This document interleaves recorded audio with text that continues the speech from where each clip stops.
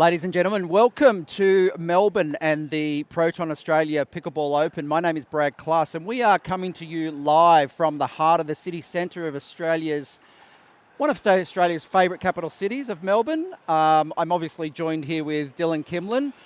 Mate. DK, good morning. How are you, buddy? Good morning, and I can just imagine all of our Sydney fans immediately typing. I said one of. Yeah. Sporting capital of Australia, Melbourne is, and what a wonderful day we've got ahead of us for pickleball. We do indeed, mate. We are about to commence matches for the day in our men's doubles bracket. We are seeing players who finished their warm-up about to get underway with referee Paul Campbell. We're in the round of 32. And underway straight into it. Yeah, first points there from the Australian boys, Dylan. Yeah, well, we should probably do some intros for our viewers. We should, Furthest yes. from screen about to service, we have a combination of Hargraves and Evans. Two of Australia's favourites. Tom Evans obviously just signing with PPA, going over to the States soon, so get very comfortable watching this gentleman.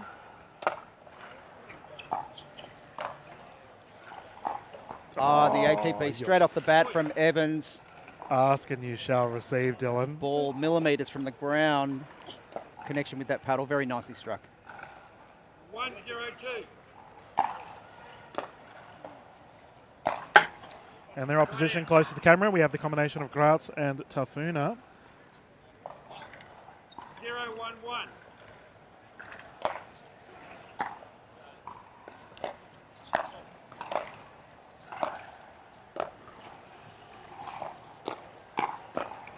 Graf and Tafuna on the defensive there. Yeah, I called... 0-1-2.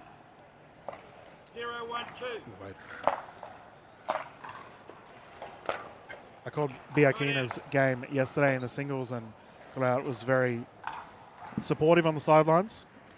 Yeah, very strong following here in Melbourne. Lots of family and friends supporting the players. This event is a terrific sign.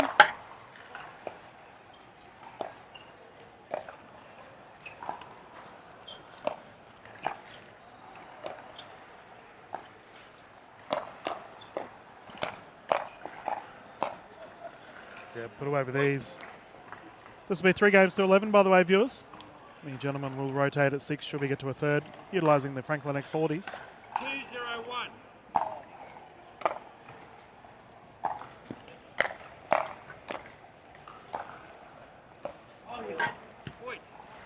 I'm curious, Brad. Yeah, it looks like we've got a stacking effect here, so Tom Evans taking that right side. Left side, my apologies. A couple of unforced errors coming off the paddle of Tafuna at the moment. Settling in, getting some nerves out of the system. 4-0-1.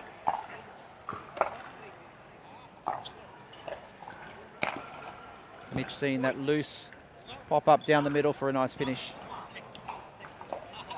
Evans rocking the Proton paddle 5-0-1. for this match. Recently signed with them. Proton obviously getting behind the Australian Pickleball Open. So awesome to have such a large-scale event here in Melbourne. 6-0-1.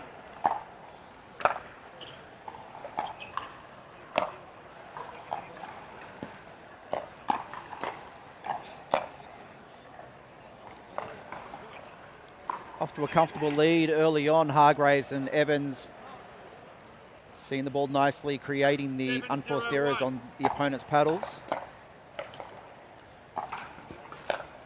Oh, that's a body. Second saver. Tom Evans, historically known as a singles specialist, but has been really working on his doubles game 7-0-2. in the last year or so.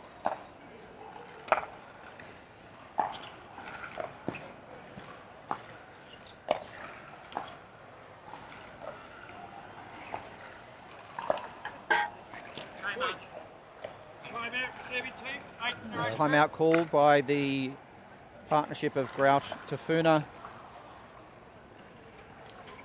And Brad, as this morning kicks off, we have our gentlemen all day leading up to our finals. Our medal matches will be on Sunday, by the way, viewers at home. And then we have our ladies later on today. I was having a chat to a couple of our female players earlier on today, and they are fired up and ready to go. There's a court right behind us. Court 3, by the way, viewers. You can also catch that on the Australian PPA Australia YouTube channel.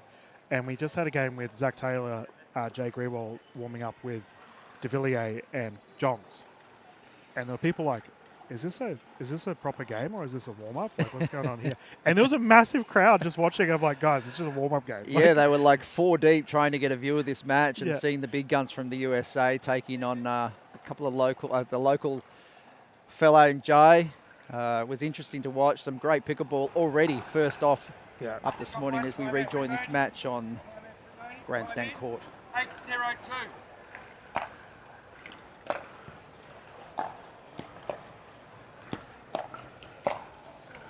He's caught with 2 bodies thus far, Hargraves. Another bag. I really rate Hargraves on the right side. And he is good. Yeah. Second server. And 082. Right out. And we did see, I mentioned Colin Johns just then, he really made the right side play style so important last year and so much more noticeable. Yeah. I feel like Mitchell Hargraves has taken that into effect in the last year as well with his successes. He plays very strong on it in the men's doubles. 901. Yeah, as we all know, the specialisation of sides is becoming a very important part in partnership play 902. of late.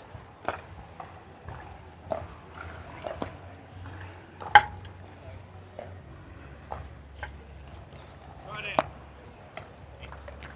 Making sure and maximising your partnership with your partner is going to give you the best results in terms of your 091.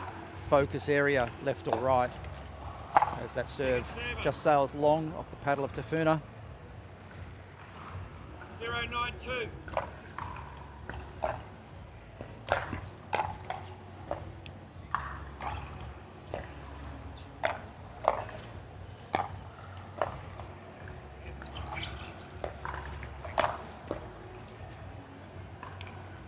Right out. Just on the wide side. The winner of this match will go through and take on either Shemrosky and Cortez or Gledden and Williams. Those gentlemen are currently going head-to-head as we speak. Second server.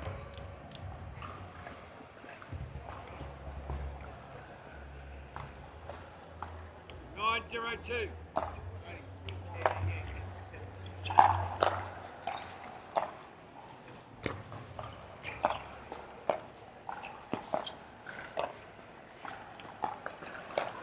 Yeah, nice shot. Down No on the feet. mistake there from Tafuna, finding that loose ball nicely on his paddle. So, viewers at home, Brad and I had a chat with our next games participants, Victorian legend 091. Huss. We've got a bit of a story for you. Saleh in the house. And Huss playing with Venup. And their first game, a nice and easy one. Kwong Dong and CJ Klinger. CJ Kling. 092. Look,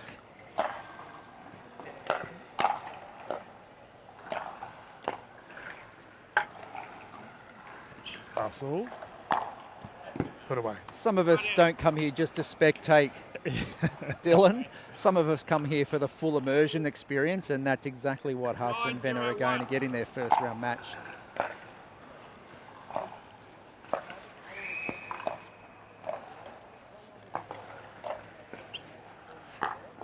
Ooh. Second server. I'm sure there are millions of pickleball players around the world that would relish the experience 100%. to share the court with some legends such as Kwong Dong and 902. CJ. Yours truly included, but not today. Just glad that we can sit and watch. Yeah, it's quite a spectacle, and they are very much 091. masters of their craft.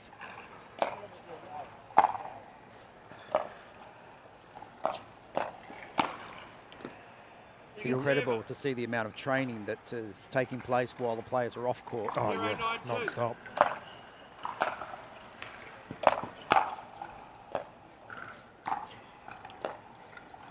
And viewers at home, we've been asked to ramp up the Aussie colloquialisms. So, being a Aboriginal man from Northern Territory, believe me, I can ramp up the boganism.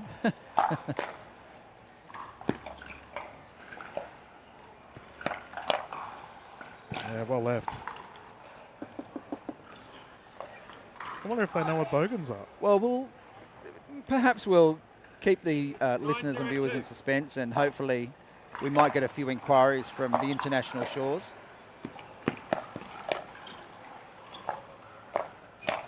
Once they hear one of them thrown out to the listeners, perhaps create some conversation. What the heck are they talking about?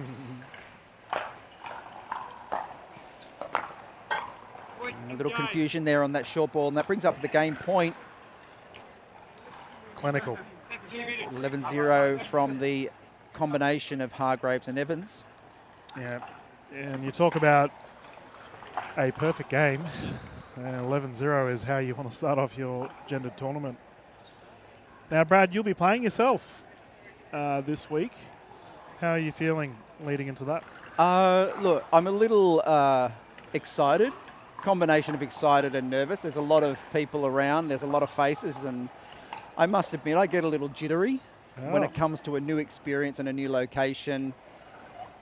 Playing on the pick and roll court is only a second-time experience for me, so I'm looking forward to that, seeing how the ball moves off this surface. I've been watching a lot of the matches to try and read some of the ball play, pick it up and put it in my bag of knowledge. But no doubt there's, of course, events like this bring out the best of the Australian Masters players, and a few that I've faced a few times, a few wins that I've gotten off them, and I'm hoping to bring that to this weekend. Talking about our Masters players, I was watching none other than Rosa Morris play earlier today and looks in fine form. Ange Green, Kessel as well. They had a great game. Time in, game 2, 0-0-2. And we're underway in game 2. Point. A cracker of a drive off the paddle of Mitch Hargraves. Big forehand drive down the middle. 1-0-2.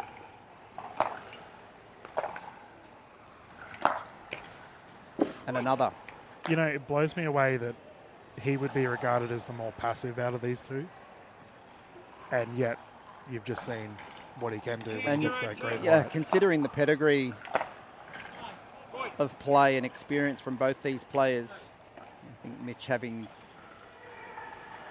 the more experience in terms of Australian and international match play over the years. He's certainly getting some shape on those forehand drives. It's just dipping ever so beautifully as it clears the net. You can see catching those opponents a little off guard.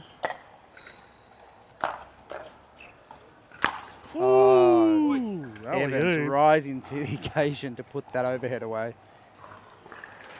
He got hops.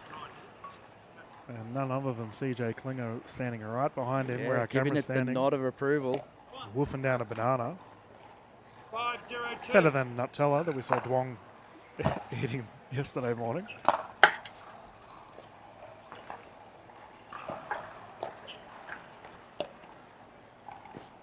With the ease. ATP very easily put away. Yeah, it's a little overwhelming sometimes. You just look around the stadium, 6-0-2. Dylan, and all of a sudden you spot Tyson McGovern having a stretch in the near distance. Tyson had a terrific run through his singles pool to make his way to the final of Super Sunday this weekend. Yeah, played very solid.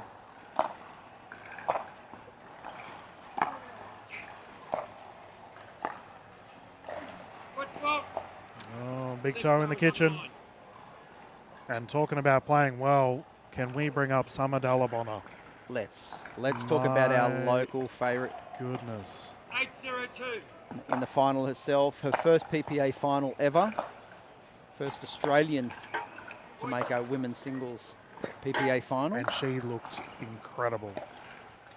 I know you and I are both in the Sunny Coast WhatsApp chats, and the Sunny Coast fan base were going ballistic. They were, yes.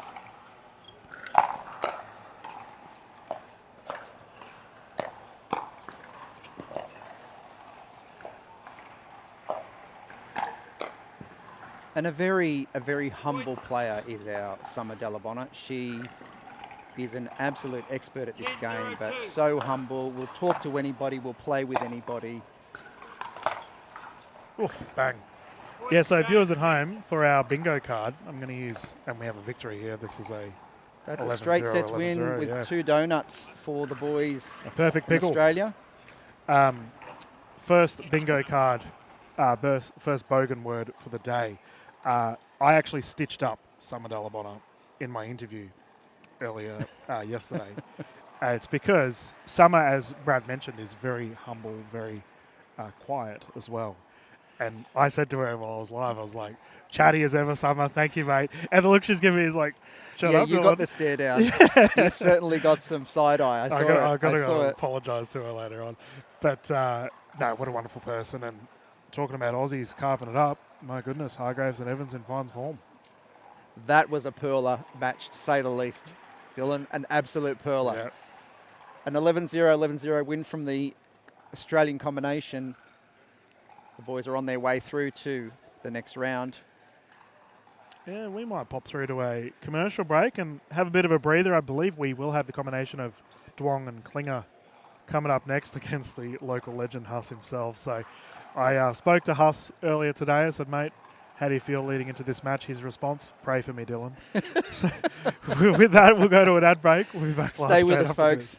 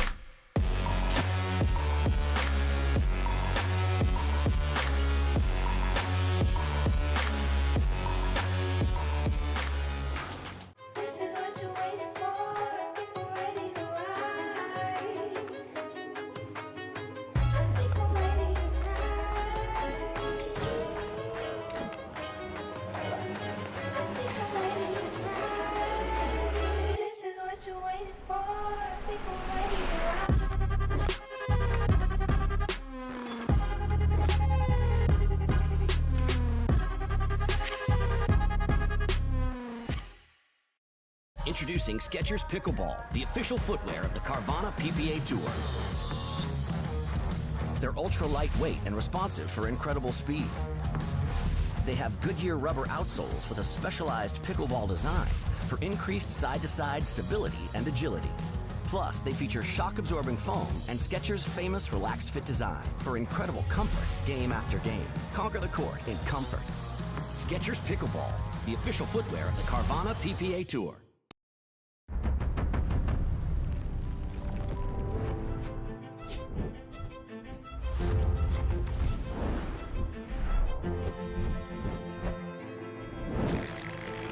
Water, waste, energy.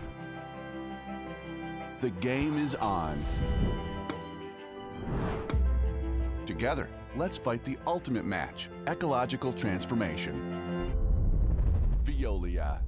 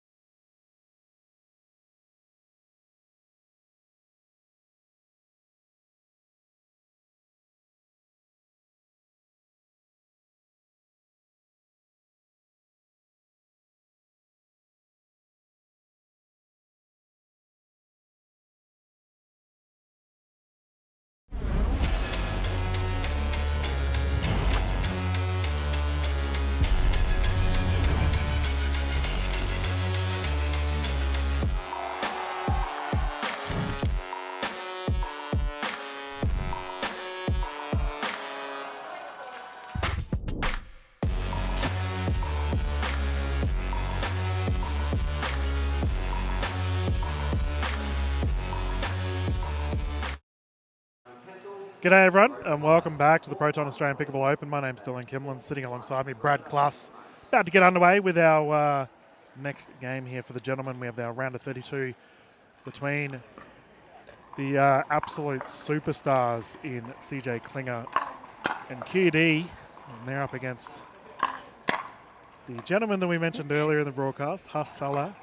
And he's playing with Venna Fonakalafi. Some of our local folk here from Victoria, Melbourne. And you were mentioning earlier that Fonakalafi's Tongan. He is indeed, mate, yes. Hailing from the Pacific Islands of Tonga. Yep. Quite So- a contingent here, along with them, as usual. They usually bring a lot of family and friends to support their endeavours on the pickleball court, and Yeah. it's wonderful to see. And, you know, like the Samoan, Tongan, and obviously our New Zealand friends, that pickleball area is growing so quickly. And let me tell you, viewers at home, the Tongans can hit the ball hard. My God, can they hit the ball hard. I have had the pleasure of facing off against Venna on occasion at a few state events and been on the receiving end of a couple of body bags from Venna. So look out, we can expect to see him dial up and rip a few down the line. Yeah, fifth gear, I imagine. And for Huss, I had the pleasure of interviewing him last year 30 seconds. as a Victorian pickleball OG. And just sort of his development and the things he takes from the game and a lot of life reflections he brings into the game. He obviously was very much looking forward to this match. I don't think he realised he would be on the broadcast court, but no doubt he will cherish And this look, experience. and this is the thing with PPA and pickleball in general, in terms of when you travel locally and internationally, having the opportunity to face off against some of the game's absolute best Yeah. on the planet is an experience to behold. And to be quite frank, mate, I'm jealous of this experience. I would love to be out there having a crack at this, seeing how I fare and if I'm going to get one or two from these young whippersnappers Game 1, 0, as we get underway in this match now.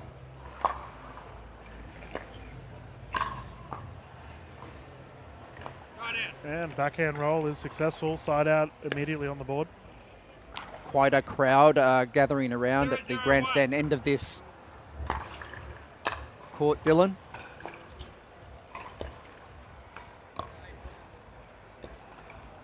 Second server. On Going the to wide be- side.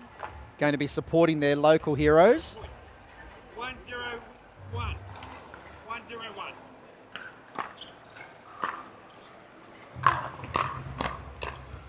Ooh, there we go. And there's the crowd getting behind Haas. He's got one past. And the smile 1, 0, 2. ear to ear.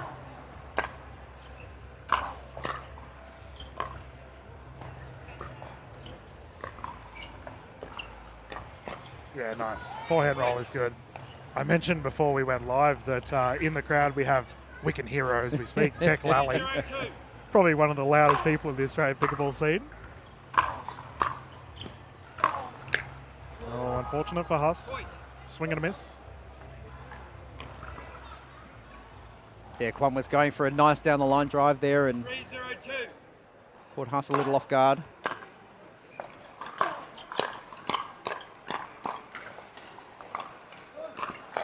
Good job. Ah, Oh, Paul, let the Venna. boys play. Venna was going for the Ernie and must have just caught the line with his toe. 4, 0, 2. Ironic that our official Campbell also a Victorian. Point.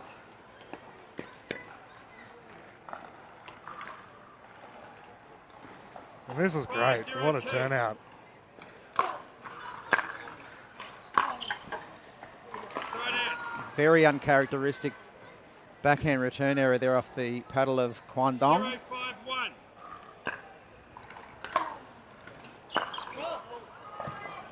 Second server. I want to see Fonakalafi absolutely tear the skin off a 0, ball. 5, We 2. know how hard he can hit it. It'll come, don't worry. Annie, ball's good.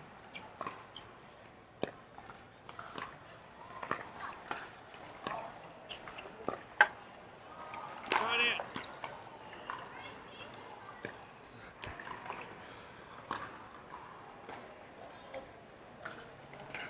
5-0-1. Point.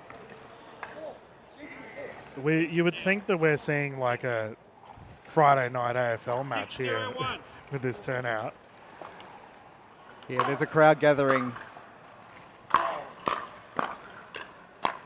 Oh, CJ, so strong, ball still good though. Just long.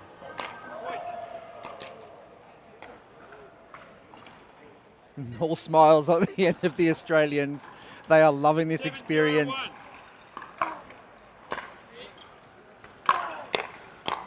Good poach. Oh, the bag he's from bodied CJ him. Klenner. Oh no. He's found Venner's centre. And Venner's smiling. Yeah. 8-0-1. I wonder if This CJ's is fantastic. Yeah, wonderful hands. I do wonder if Klinger's watched any rugby union. I don't know if I'd be taking the Tongas on in a. Needless to say, Venner's banked that, and there will be something in reply. The boys are finding their feet right now. Transition's just so strong, Brad. Yeah, they see the ball so crispy, so early, 10-0-1. mid-court, back-court, you name it. Ah, to be young again. Yeah, game secured. And we have a 11-0 in the first game of this first round match.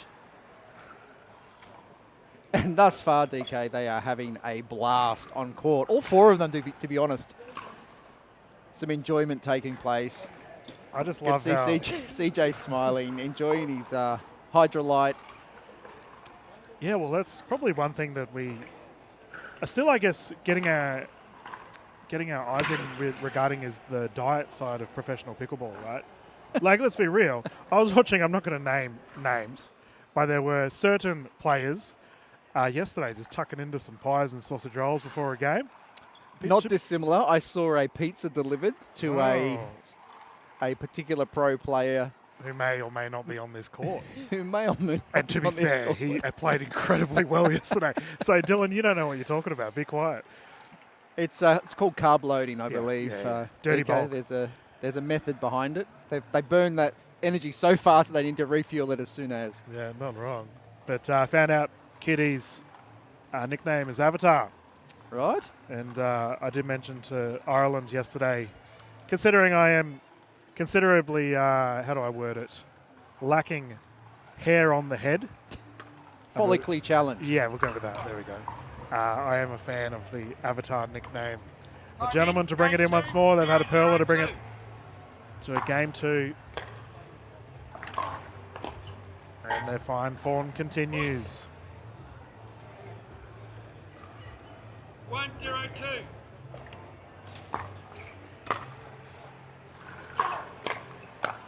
Oh, so good. Point.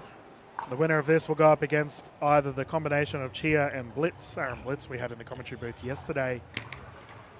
They're currently versing Drew Woff 2-0-2. and Burgoyne.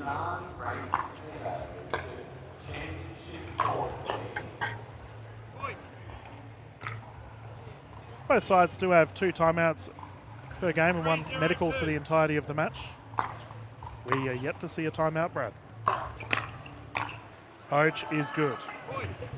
No, and we know how important timeouts can be in terms of the critical moments of matches where you may be needing a break, needing a breather, or perhaps talk about some strategy.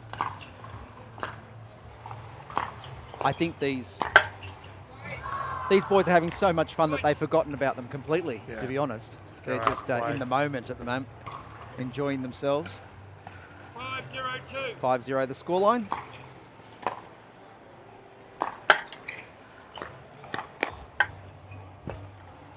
Oh, no way.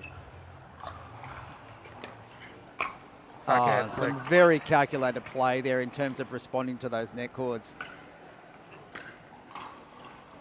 Got to say, the pace of this match is on speed. Yes. DK, very fast match. 6-0-2. You know, I actually reckon...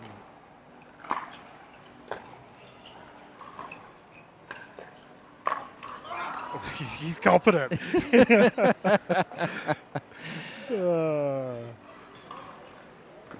I was going to say, I actually think Salah and Fonakalafi will probably be relishing playing in the fast-paced game.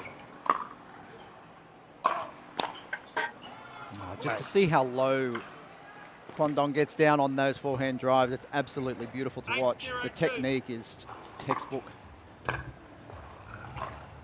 Loads and loads of tennis practice over the years.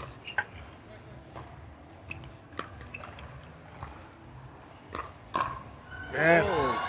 As I was Bennett saying, gets one past him and he's pumping the fist. He's happy about that. I reckon Venner needs to start whacking the ball.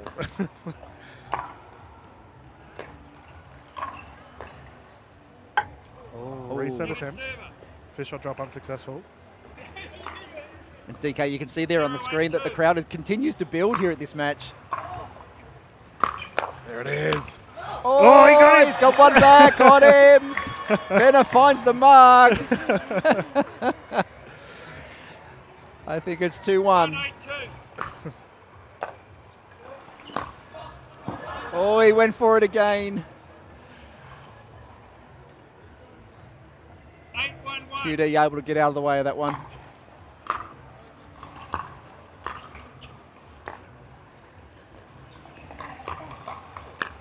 Oh, and there's a nice little punch down the middle from Hassaleh. 8-1-2.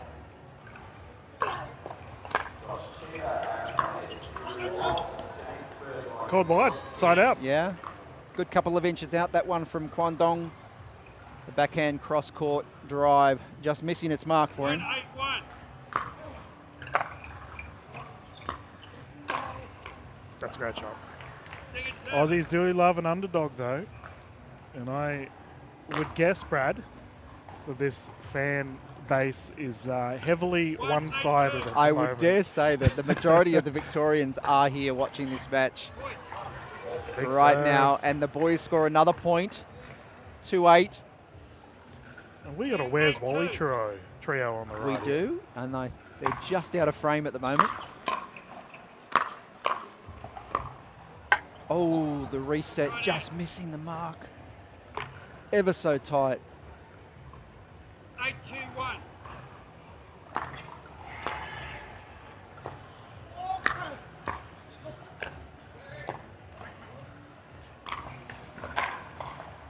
Perfect. Hey, he's called that ball in. It looked wide from this angle, but Kwan is conceding that one. 8-2-2.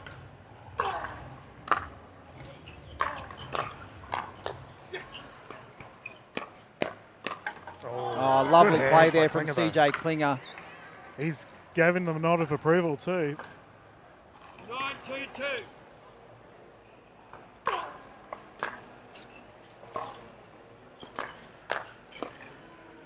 And you mentioned Duong calling the ball in, Brad, as we have a match point situation here. Official Campbell was saying just how polite all of our international players have been. Ah, lovely play there from Vina. Seeing the ball nicely off the paddle. 2-10-1.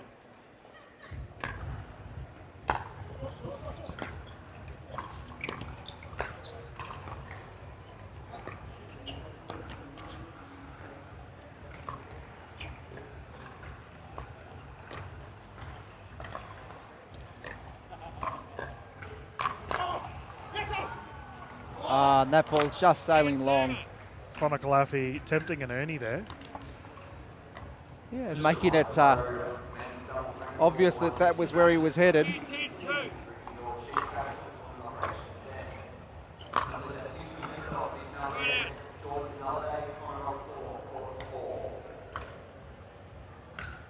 Match point. 10-2-1.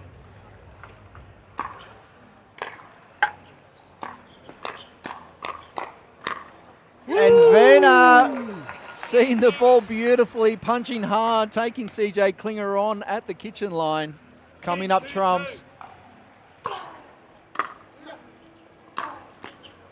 And there is the game and match going to the combination of Dong and CJ Klinger. The Australian boys very proud in terms of their delivery and performance, getting a round of applause from the crowd, DK. I love it, mate. I do think that the players seem to be really enjoying themselves. And it's crazy to think, considering it's a Friday, that there's such a large turnout. And the crowds will continue to build, viewers, as we have our gender doubles events on all day. Ladies on later on today as well. Yes. We've got some big ticket lineups for that as well. Some hot names and hot games coming our way, DK, this afternoon in the ladies' Not wrong doubles event. But stay tuned, folks. We will bring you our next match from Grandstand Court very, very shortly. Yeah.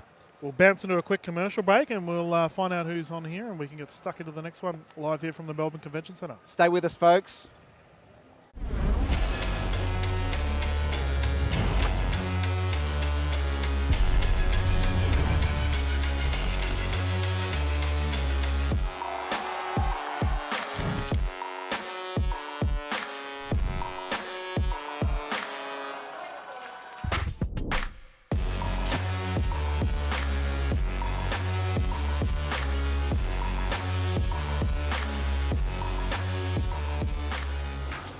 This is what you're waiting for. I think we're ready to ride. I think I'm ready tonight. I think I'm ready tonight.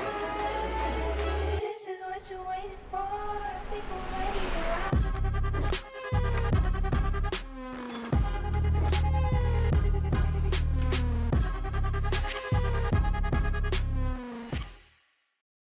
Introducing Skechers Pickleball, the official footwear of the Carvana PPA Tour. They're ultra lightweight and responsive for incredible speed.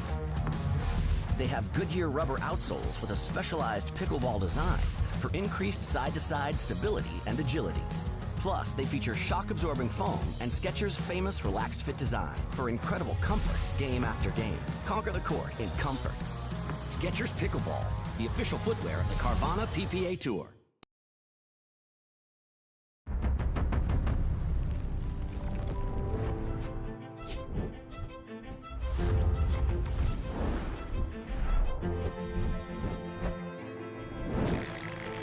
Water, waste, energy. The game is on.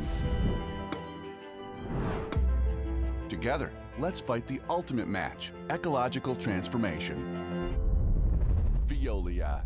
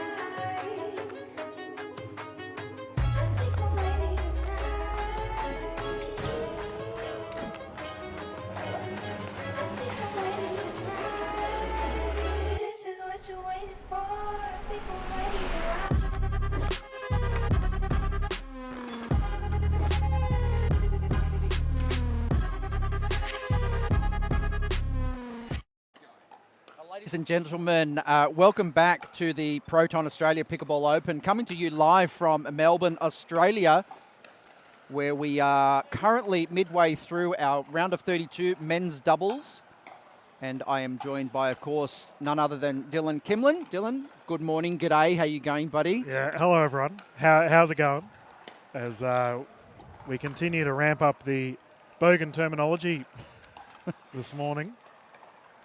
We have put the call out and the challenge out to the Australian contingent watching from locally and abroad to give us your best Aussie slang sayings, and we will test the waters with the international compadres of the pickleball world and see whether or not they can keep up.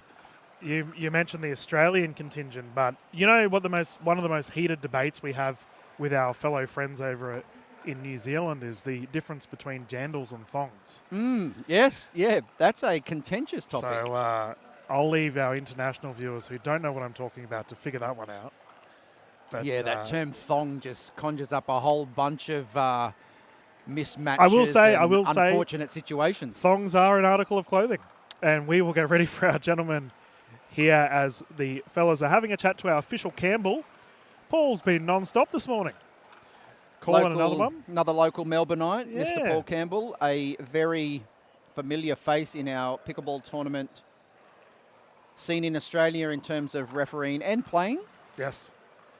Very good job he does on court, maintaining control and delivering a very swift and efficient game for many. The gentlemen have finished their warm-up and we will be getting underway very, very shortly with this. We will have, it looks like, closest to camera, the combination of Music and Leveler. And they are up against one of our, well, we talked about Kiwis, one of our Southern Stars, in fact, captain himself. Mr. Jay Grohl. Yep, and he is playing with Taylor, which this should be an interesting game. We saw these gentlemen warming up earlier today, and they looked in fine form. None other than versing Colin Johns and Jay De Villiers. So fair to say they are ready to go, as we are here in the commentary booth. Let's get stuck into it once official Campbell gives the go. 3 to 11. Let's get started.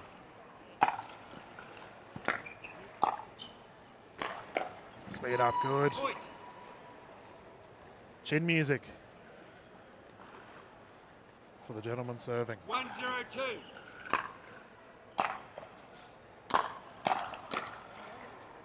Slow down.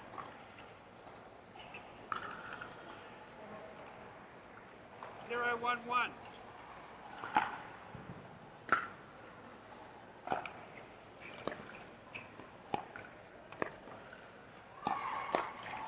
Point.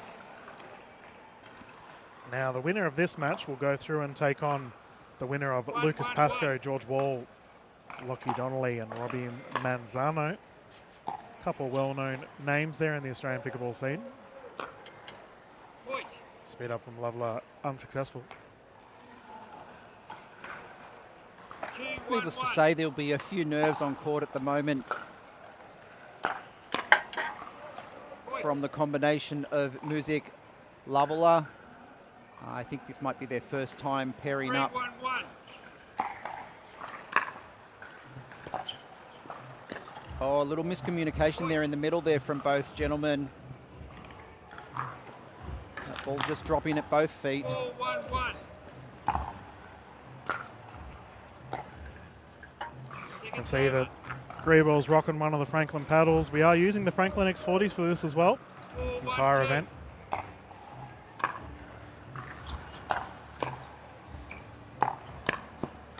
Speaking of paddles, DK, as that one just catches the net.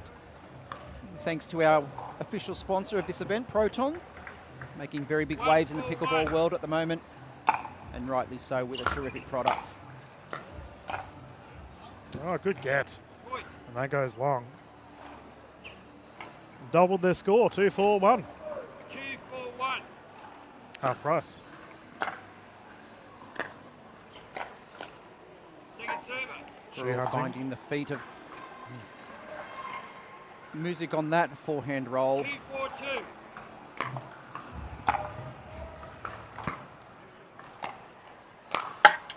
Speaking of music, We had a heavy request for Australian bangers to be played this morning. DK, pray tell what is an Australian banger, Oh man, if you there's will. multiple terminologies really. Net roll. I immediately think of sausages and potato, if I'm being honest, but that's because I haven't had breakfast yet. But music, ironically. Oh, service going the way there of Greeble. Yeah, in the music world, a banger is what might be known as one that gets everybody up off Yes. their chair onto the said dance floor.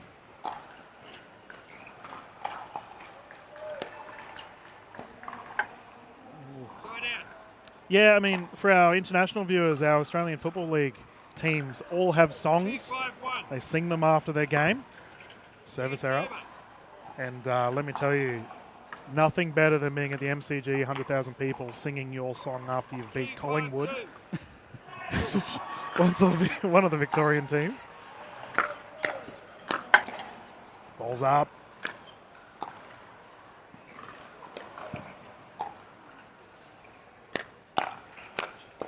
Shout out to any Pies supporters in the stream.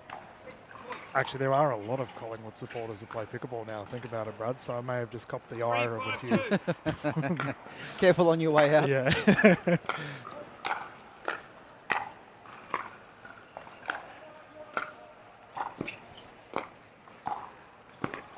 Oh, pick Nice up. pick up.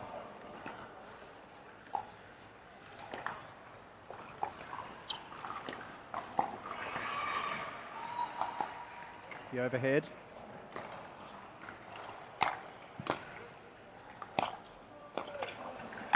Oh, great defensive play there from Music and Lavuela. Really on the back foot there, moving forward, backwards. A couple of times in that point, coming in the point, back on defence. Ultimately, the partnership of Gruel and Taylor coming up trumps. 5-3-1.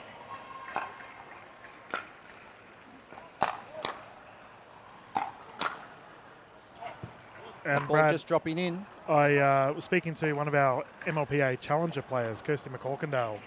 5-3-2.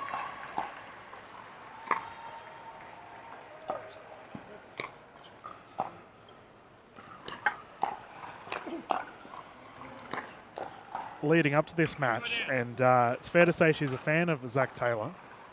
And I was like, why is that, Kirsty? And she was like, well, we're the only two redheads in this entire building. so there goes Zach, you got a fan. Flying the flag for the redheads. Got to support the kind, your own kind. Oh, yeah, Sarah, you're good Oh, point. Sarah, of course. She got blonde streaks in her Oh hair. my at the moment. gosh, Yeah. she's going to murder us. That's right. Sarah Burr. I even commentated with her yesterday. Oh, no. We asked the chat for comments. I know Shannon Burr is listening. We're about to cop it. What's your call? Wide. Actually, that's on Kirsty. Kirsty didn't notice Sarah. That's not on me. We've got a discussion here from our players. Yeah, a little discussion about whether that call was in or out. 4-5-2. 1 point game. Big wind up there from Lavela. It's one of the things that we are taught when we come from a tennis background, as per 5-4-1. my experience, is to shorten those backswings, Point. play compact, a little bit more efficient in terms of the stroke of the ball. 6-4-1.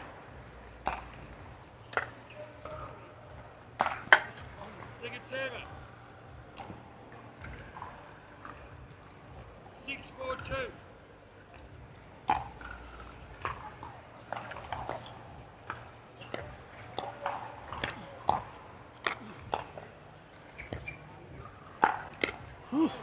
Great backhand drive there, mid-court from Taylor. All over it like a rash, Brad. Got hold of it and put it away with ease. That's one for the card. 7-4-2. You do recall Jim Carey Speaking said words in a particular movie. Like a rash. Like a rash. 8-4-2. Or was that a glove? Like a glove. Like mate. a glove. You may be Stop referencing my a, Hollywood references now. referencing a certain masked character. Mm-hmm. Big cheesy 8-1. grin. What was that movie? No, I'm just kidding.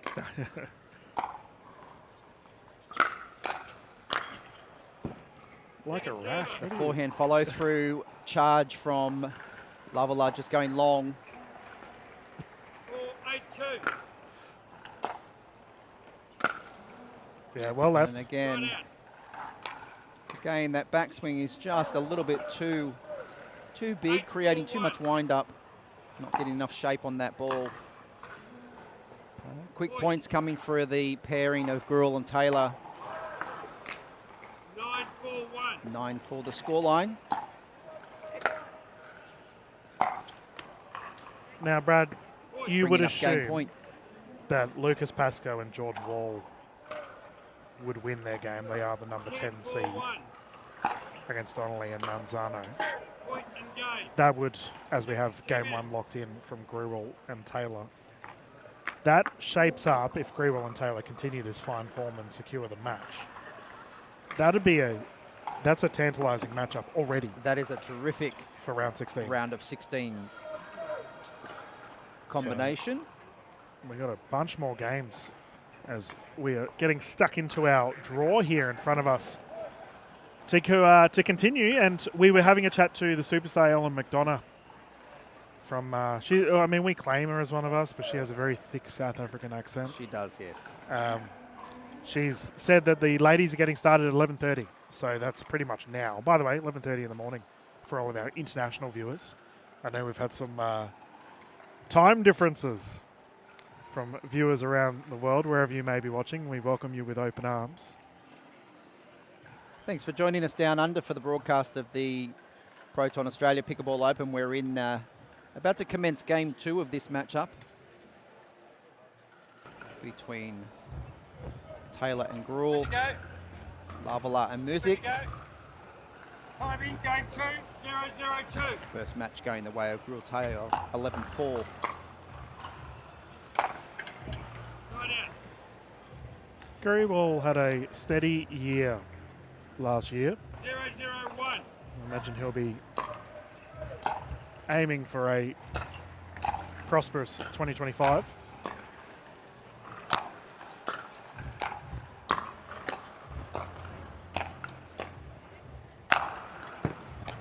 Wonderful gentleman on and off the court too, Jay. Have you had many interactions with him? Not a great deal in terms of play. I have had a social hit with him, I think last year, or maybe mid last year. It was fun. Yep.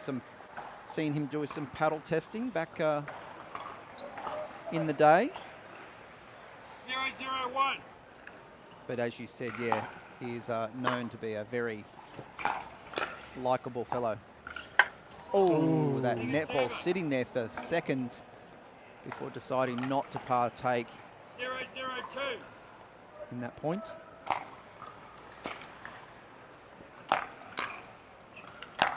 Whew. Point. What do we call that? A smolly? It was like a mid-court smash volley, 1-0-2. Oh, I don't know. 2 feet inside the baseline. It's a headache to deal with. It's what Not it for is. Jai Gruel, that's for sure. 2-0-2.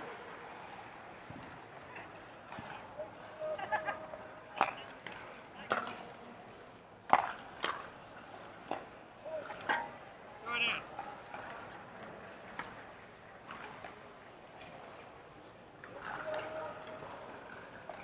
0-2-1.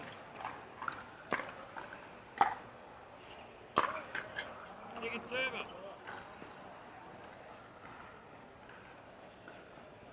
0-2-2.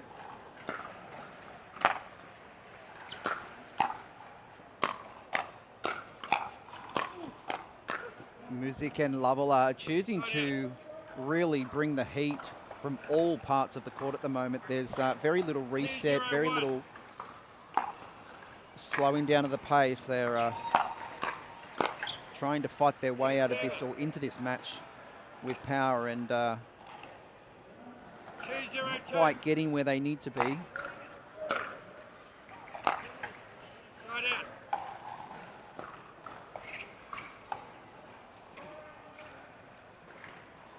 021.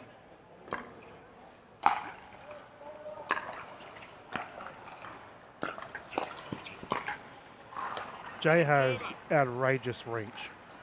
And that Yes. lob was most likely going in too. 022. Pretty tall lad, well over 6 foot, I would say.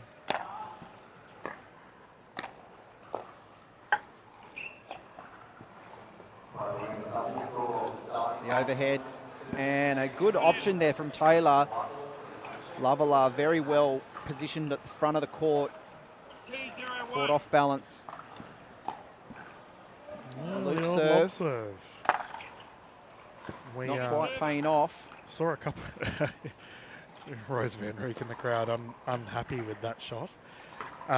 We saw quite a few lob serves yesterday, Brad. Yeah, it was Gentlemen, interesting play. terrific resetting here, and the offense too strong. Yeah, I mentioned yesterday when we were having a call of one of the matches on show court. 021. DK, it's always nice to have a alternative option or something to throw into your match that might be a little unexpected in terms of serve variation.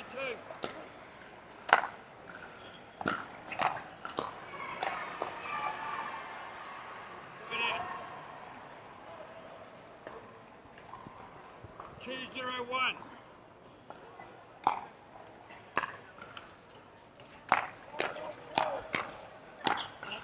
Oh, double and a backhand teeing off. Taylor securing that one. That was a cracker. It was. 301. You know what blew me away? So I was speaking to PPA social media wizard 401. Ireland yesterday. She said that chicken schnitzel was regarded as an Australian food. Which I was like, what? We don't spell anything with a Z in it. Yeah. Like, I mean, That's European through and through. Parmigiana maybe. That's Maybe. Italian. Well, yeah, but putting it on a schnitzel. Like, I think, Culinary experts coming to you live and in person from the Proton Australia Yeah, Pickleball Open. all right. Ladies and gentlemen, We have Cooking with Klaus and Kimlin here on the broadcast of Grandstand Court. But, either way, they are both delicious. well, as we, but no, let's actually bring this up. Okay, so it's actually difficult to talk about Australian food. Like, what do we do that's ours? Fairy bread. Well, you could say fairy bread. You could say that a Like lamb shrimp on the barbie or a Nah. prawn on the barbie. shrimp on the barbie. No, Hey, look, Paul Hogan did it best. no. What about bangers and mash? Bang Well, and- no, yeah, but is that that's English? British. Okay, Jay. Jay's clearly, It's like, Jay's what are clearly got you an two opinion. waffling on about? Isn't this pickleball? Back to the game. boys. Yeah. Here we go.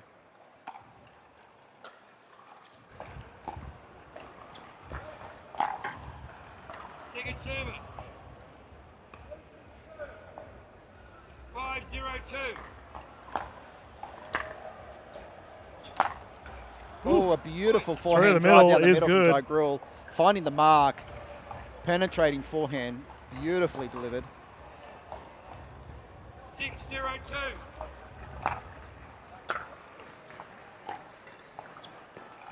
Great third there from Taylor.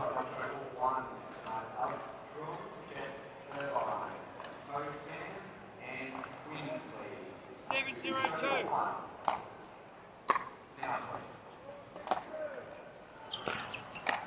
Oh, That's unfortunate. He's had a fair bit of success with his double and a backhand yeah, thus that far. ball sat pretty for Taylor on the backhand side, but just a little mistimed, pushing it into the net. 071. Boys signalling at the moment, so we'll see a change of position Nice drive. in a few points.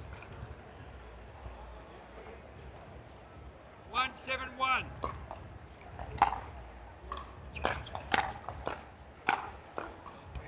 Second server. And these gentlemen are hitting the ball quite cleanly. I imagine, Fault. yeah, we've got a service fault. Score being called. I hadn't called the score. You say what I'm calling the score. We'll see how kind official Campbell is with this call. He's given the side out. Yeah, it was called mid-service. Faulted call. If he served before the score was called, it would be regarded as a dead ball and wouldn't count, but not the case. 711.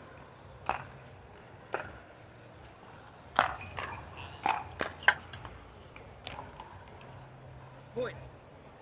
So you're versing one of these gentlemen in your matchups. This is true. 8-1-1. Dylan, I will have the pleasure of facing off in my Seniors Open singles match this afternoon against Lavela. Ah, so he's getting inside 9-1-1. intel. So not in my only call-in, I'm also studying intensely. Point. The real reason comes out, ladies and gentlemen. Looking for any sort of angles I might be able to 10-1-1. exploit.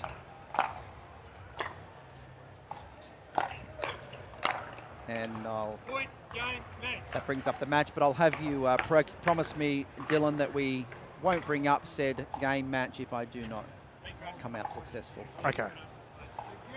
And we will leave that at that. Hopefully you guys have a good match. And you mentioned, so you're playing in the 19 plus division, is that correct? I'm playing in the Masters Open. The seniors are what we refer to as the Golden Oldies here in Yeah. Australia. Yeah. And the Supers in the New Zealand space. They have a different name for them as well. I So like that. I do wonder if they still call them the Supers, however. Actually, I should ask Jay. He'll tell me. But we will leave that at that, ladies and gentlemen, and pop off to a commercial break.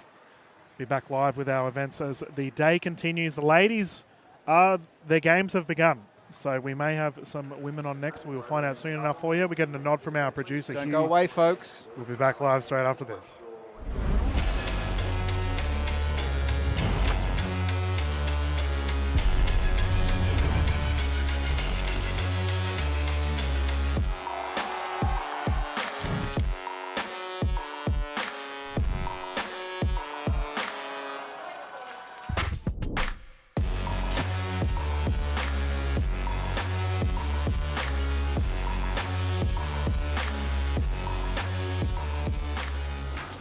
This is what you're waiting for. I think we're ready to ride. I think I'm ready tonight. I think I'm ready tonight. This is what you're waiting for. I think I'm ready to ride.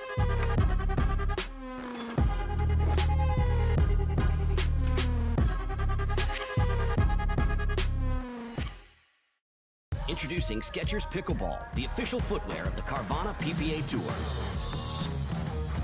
They're ultra lightweight and responsive for incredible speed. They have Goodyear rubber outsoles with a specialized pickleball design for increased side-to-side stability and agility. Plus, they feature shock-absorbing foam and Skechers' famous relaxed fit design for incredible comfort game after game. Conquer the court in comfort. Skechers Pickleball, the official footwear of the Carvana PPA Tour.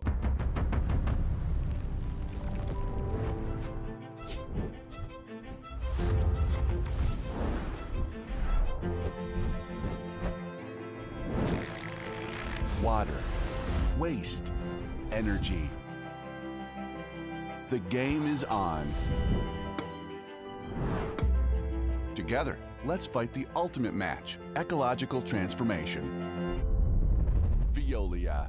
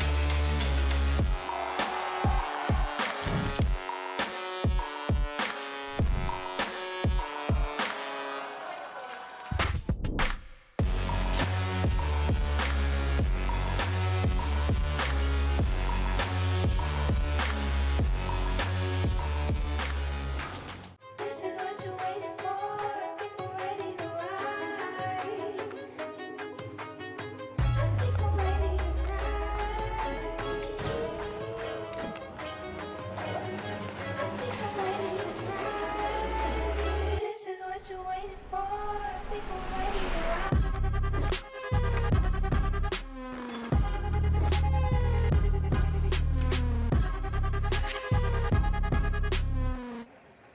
Good morning, everyone, and welcome back to the Proton Australian Pickleball Open. We're about to get underway with our first match here for the ladies. We have our women's doubles events round of 32 to get us started, and it's an absolute thriller with our Australian players on board. We have our all Australian affair, It Dylan. is. Yeah, we were having a bit of a joke earlier off air about whether we really make this, like we draw out the last names with the Australian pronunciations. But we have official Rajpal talking to the ladies right now. We have closest to camera on the left side of screen of Isabel Papajan and Helena Spirides. Spirides just signed with the PPA Tour in America. So it's awesome to see. Rocking the Proton paddle as well. And they're up against the wonderful combination of Summer Dalabona and Selena Trulia. This is going to be a good game, Brad. This is going to be an absolute expert experience in terms of what skill and talent these four ladies can bring to the game. Dalabona already having a ripper of a weekend, gone through to the gold medal, which we will see on Sunday for the women's singles. 0-0-2. Let's get started. Papajan to bring it in, 0-0.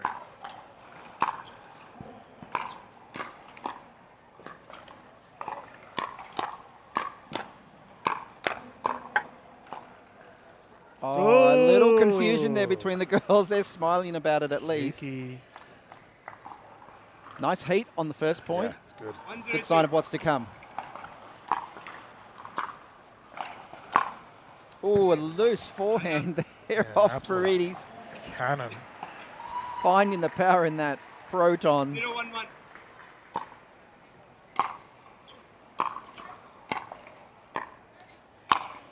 There it is, Can see making up a- for it. Stack in effect here for Spirides and Papajan. I had Isabel Papajan listed as one of my ones to watch for the 2025 year.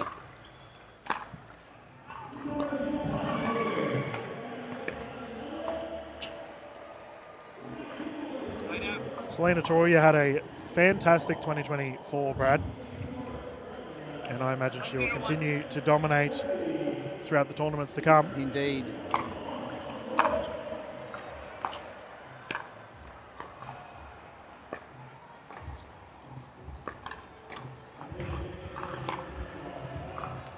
Ooh, a volley lob. And what's the call? Not sure if that dropped in. 2-0-1. Confirmed.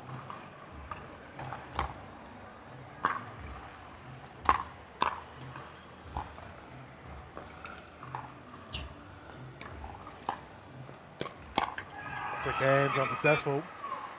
Dylan, it's fair to say that Summer Dalabona is on form Oh, yeah. here in Melbourne at the moment.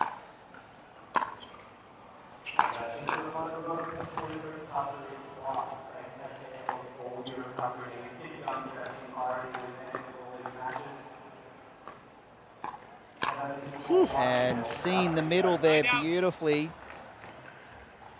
Trulia finding that gap, punching down the middle. 0-2-1.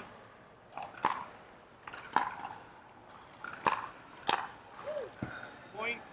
Yeah, Papajan uncorks the genie. That one goes too long. 1-2-1.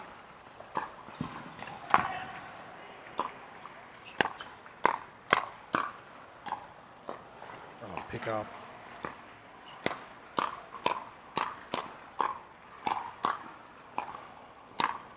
Ooh. Great hands there from all four players. I'm not sure on the call. I believe it was called in. Yep. Yes, Good sportsmanship. Or just grabbing the sportswomanship. line. 2-2-1. Point. Troya securing the lead. 3-2-1.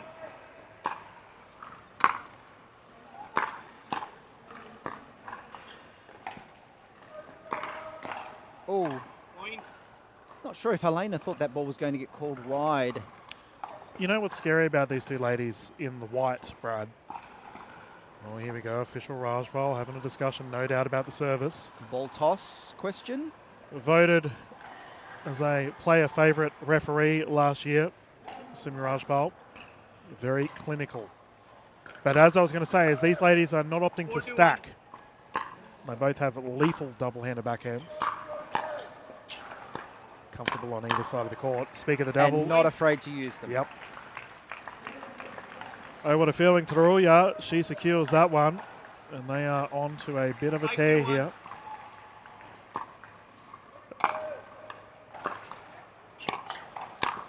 Yeah, I have to say that watching these girls and their two-handed backhand is a real masterclass in the stroke. So technically brilliant. Second server. 6-2-2.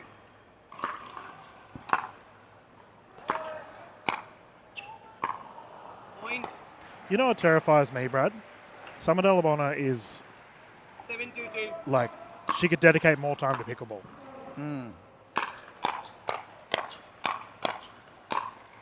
Yeah, let's not forget that Summer holds down a full-time job. Yeah. She works for her career, 2-7-1. and pickleball is her sporting passion, of which, like a lot of us, she only finds time to play out of hours. I'm sure her employer is supporting her passion, perhaps. I remember talking about Sunny Coast Legends. I spoke with Ludovic Shaki when Summer started playing pickleball 3-7-1. way back. Yep. And Shaki called it then. She said, Dylan, she will be the best female player in Australia. Oh, And that Second was, serve. Summer had played 1 or 2 rec games. I remember playing Summer way back when she was learning. And I was terrified. 3-7-2.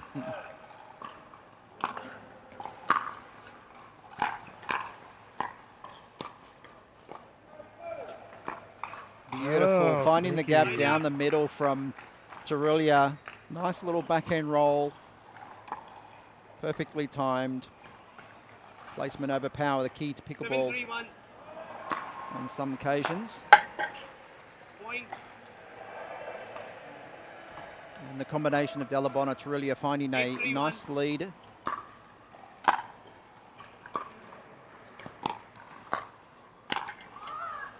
Point. Such a character, Papa Jean.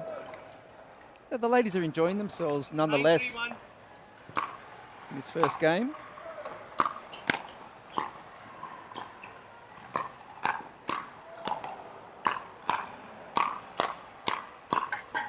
Wow. Who wants to dink? Wow. That is just unbelievable pace and power. 10-3-1. Ladies, go on ham sandwich.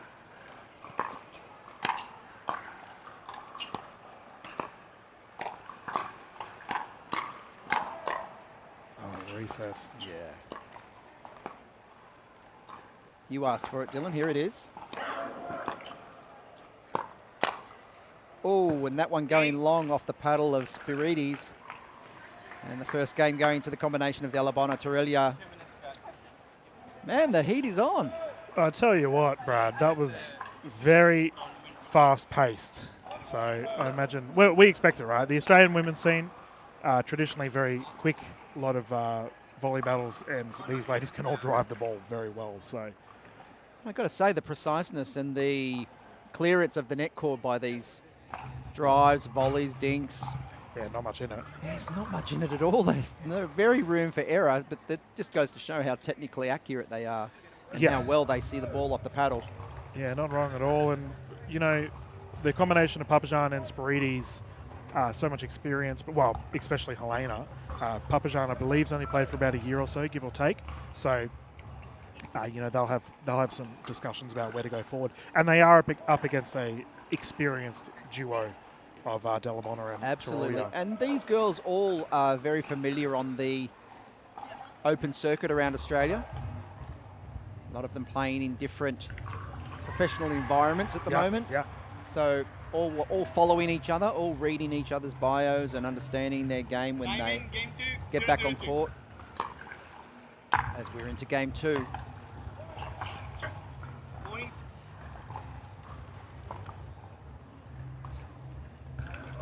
One zero two.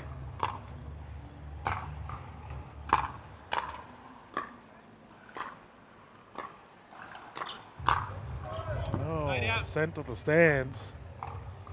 Side out. 0-1-1.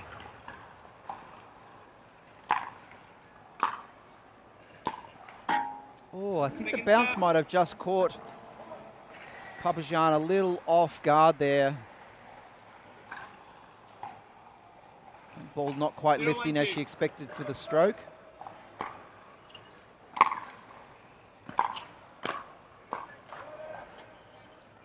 Side out. 1-0-1. Point.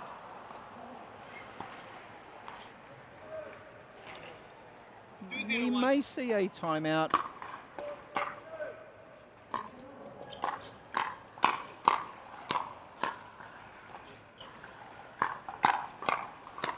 Oh. Reset.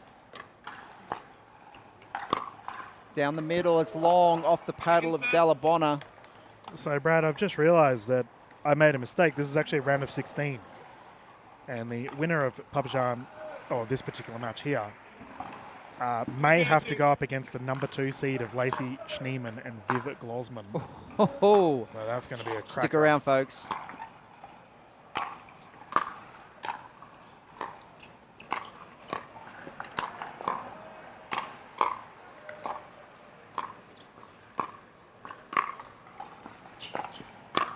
Oh, Spirides Papajan dominating at the kitchen line there, putting the pressure on deep into the court. Dalabona and Tarilia on the back foot, having to defend hard.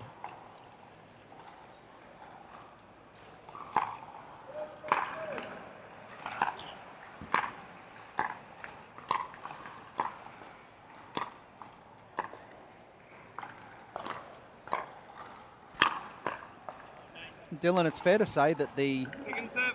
potential of any of these 4 ladies coming up against 0-2-2. higher seeded players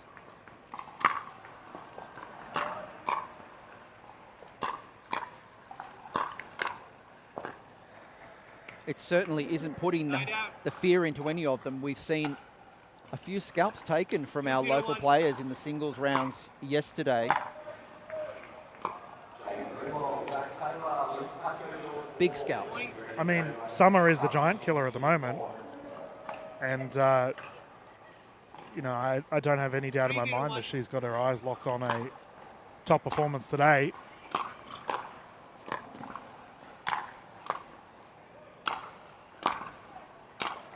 Oh, You know, Helena. we're on home soil here at the moment, and you know, coming down to Melbourne from Queensland, I was just hopeful that we might have seen our girls play hard and fair and perhaps push a few of the players to their limits, but they've gone beyond and really lifted and presented the best possible pickleball that they have within them.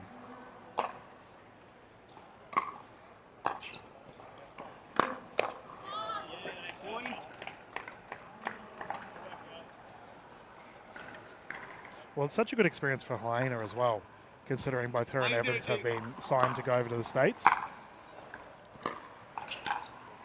And that's a nice forehand roll. Side out confirmed. Yes, Helena's experience scrapbook is about to be filled with lots of player matchups. Second serve. As she heads abroad, it's one of the latest PPA signings, USA. 0-5-2.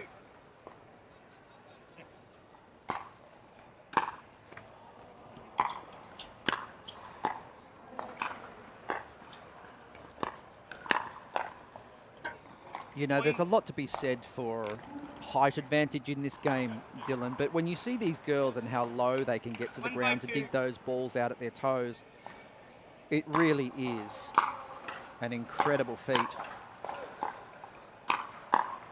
Well, it's fair to say that Tarulia and Dalabona are definitely on the taller side of things, as they are playing some lights out pickleball.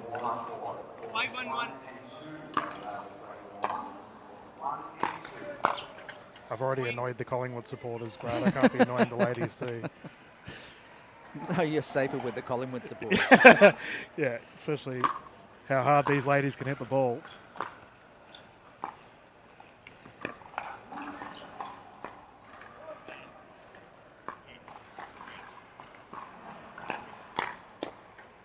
Chicken wing. Point. And I do wonder, Brad, if 7-1-1. Delabonna and Taruya will feature later on in the draw, whether they will continue this traditional method of no stacking. It's Yeah, working for them at the moment. Yeah, and as you said earlier, they are banking on that 7-1-2. backhand. Both of them, very, very consummate backhanders. Just like that, down the middle, absolute punching power off that paddle of Delabonna. Yep. And refer to her as double barrel Delabonna for a reason. 8-1-2. Lights out.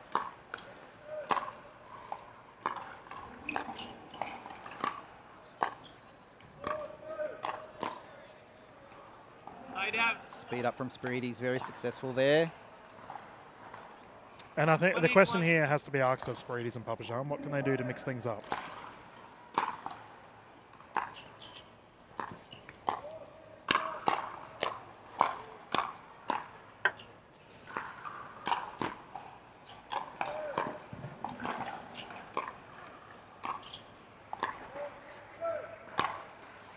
Pummeled out. Second serve. Yeah, I feel like whilst there's a 7-point difference in the match,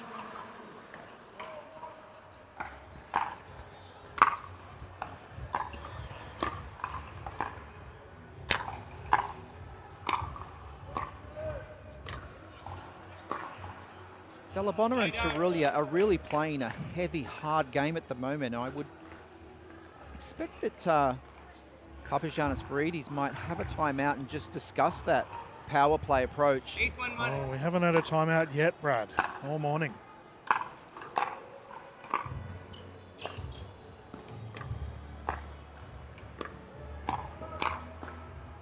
And that is why I think they're opting to not stack. So traditionally, the forehand would take that shot, right? Yep, yep. Slander Taruya, ripped it down. 9-1-1.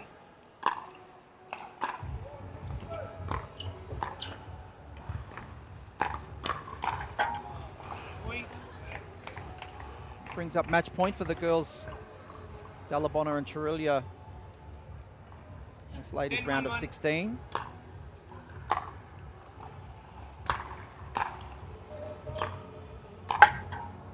And that's secured. There we have it. Delabonna and Taruya will go through.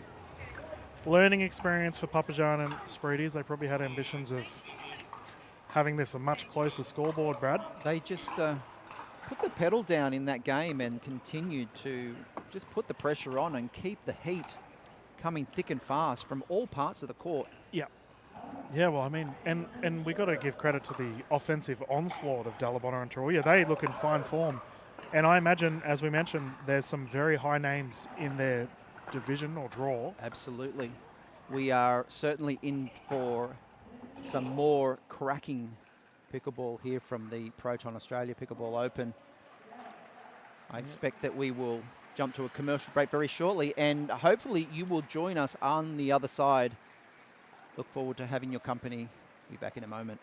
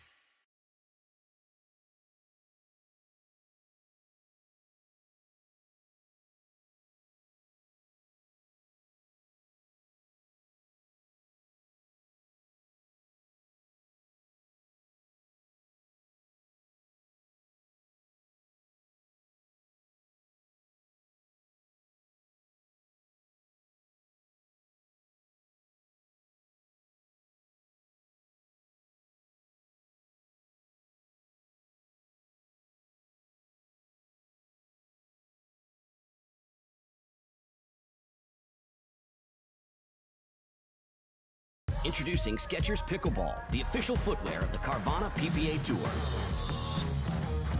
They're ultra lightweight and responsive for incredible speed. They have Goodyear rubber outsoles with a specialized pickleball design for increased side-to-side stability and agility. Plus, they feature shock-absorbing foam and Skechers' famous relaxed fit design for incredible comfort game after game. Conquer the court in comfort. Skechers Pickleball, the official footwear of the Carvana PPA Tour.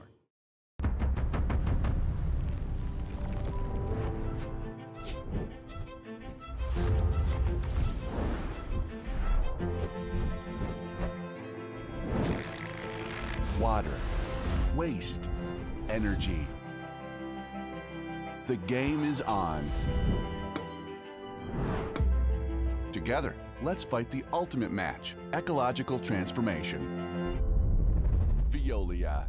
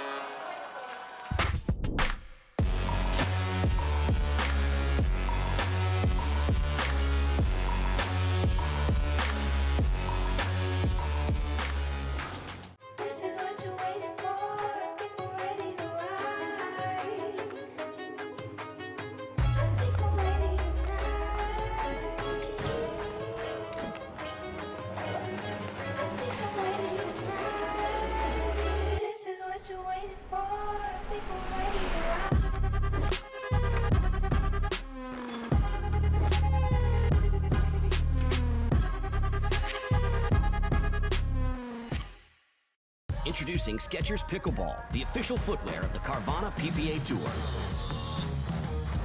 They're ultra lightweight and responsive for incredible speed. They have Goodyear rubber outsoles with a specialized pickleball design for increased side-to-side stability and agility. Plus, they feature shock-absorbing foam and Skechers' famous relaxed fit design for incredible comfort game after game. Conquer the court in comfort. Skechers Pickleball, the official footwear of the Carvana PPA Tour.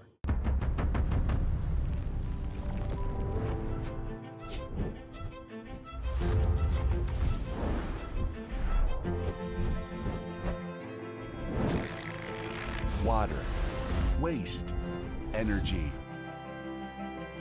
The game is on. Together, let's fight the ultimate match, ecological transformation. Veolia.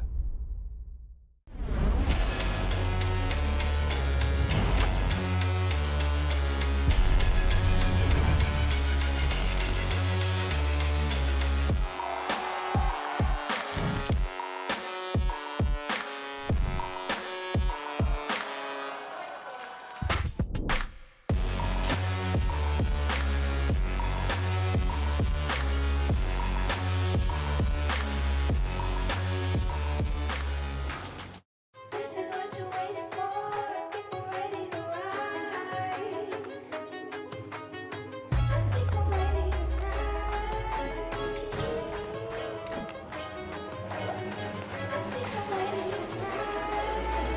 This is what you're waiting for. People ready to ride.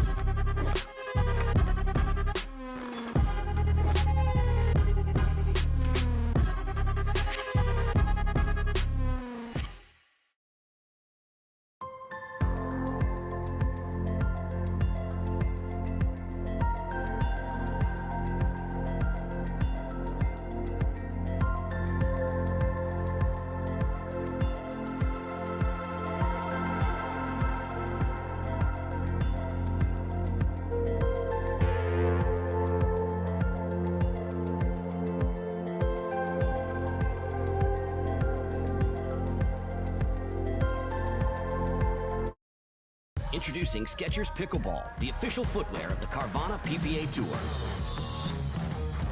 They're ultra lightweight and responsive for incredible speed. They have Goodyear rubber outsoles with a specialized pickleball design for increased side-to-side stability and agility. Plus, they feature shock-absorbing foam and Skechers' famous relaxed fit design for incredible comfort game after game. Conquer the court in comfort. Skechers Pickleball, the official footwear of the Carvana PPA Tour. Well, thanks for joining us here at the Melbourne Exhibition Centre for the Proton Australian Pickleball Open. Beautiful conditions here, of course, throughout Melbourne. We're inside though, so we don't even have to deal with the sunshine here, Brad. It is a wonderful setup here. Quarter-final time for this one. Can't wait for it. Joey Wild, Zane Navratil taking on Maximilian Wild and Dave Bacala. This should be a real mouth-watering fixture. Mate, talking about bringing out the big guns for a pickleball match here in downtown Melbourne, we have some international flavour on court at the moment in Zane Navratil, one of the United States best players on the circuit at the moment. He's partnered up with a local legend, Joey Wild. We are getting close to getting underway for this quarterfinal match. They're taking on some local boys. The name of M. Wild and Bacala.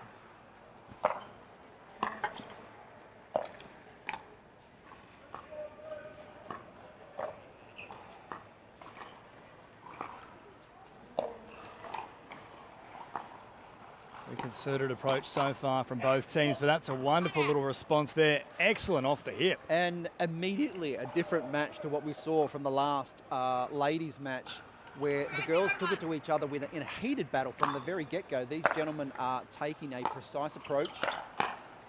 No, you're right. I think that's been perhaps the one criticism, if you will, across MLPA Australia, for example, with maybe the girls taking a little bit more time to get into that flow of the match as opposed to just going hell for leather straight away. Yeah, it's one of those things that, you know, depending on your environment, your conditions, the way the ball moves, the surface you're playing on. We're on the pickle roll here indoors. The ball really does grab on this surface. And it is a little bit slower than what it might be on a typical outdoor pickleball surface. 102. And of course, utilising the Franklin X40. Now, Maximilian Wild serving that one in. Joey up to meet it. Oh, right down the line. Great recovery from Maximilian, but then smacking down. Finding that volley very cleanly off the paddle. A lot of power behind that 011. stroke. It's a nice mix so far, strategy and power. Joey once more looking to just navigate through the middle there. Oh, lovely placement from Maximilian. Again, just precariously tipping it over. And then Joey Wild stepping up. coming across with the backhand flick, finding that mark on the line. Both these boys of Navratil and Wild really pairing up nicely for a combination.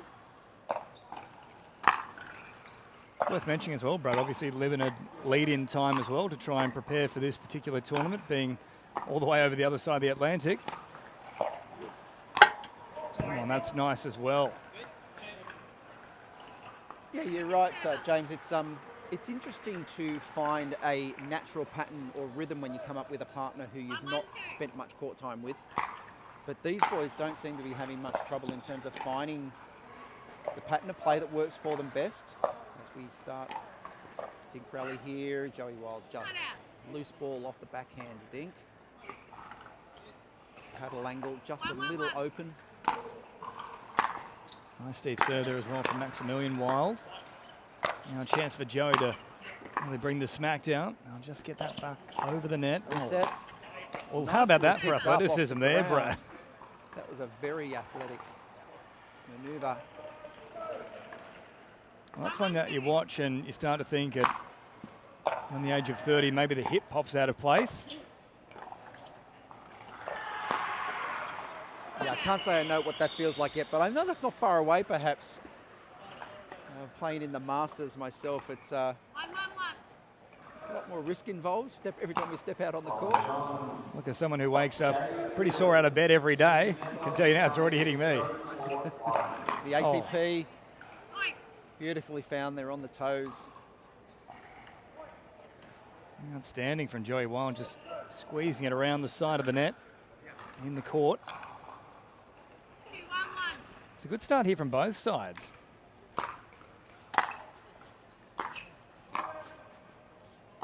That ball just sailing wide here.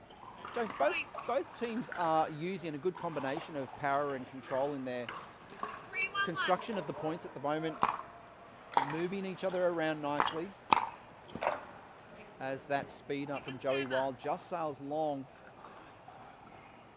Yeah, nice little changes of tempo. Really using the full width of the court we saw with that last point for Joey, of course, just squeezing it around the side of the net and inside the court. So 3-1 they currently lead. Joey now on serve. That one's a bit of a shallow one. Nice little flick on, so good recovery there. Yeah, Joey saw the speed up opportunity off the backhand side, down the middle, aiming at the hip of his opponent. Little cut there, centre of court from Maximilian, and then Carla with a nice little slam right towards the net, but that'll still go the way of Joey and Zane here. So Wild and Navratil up 5-1.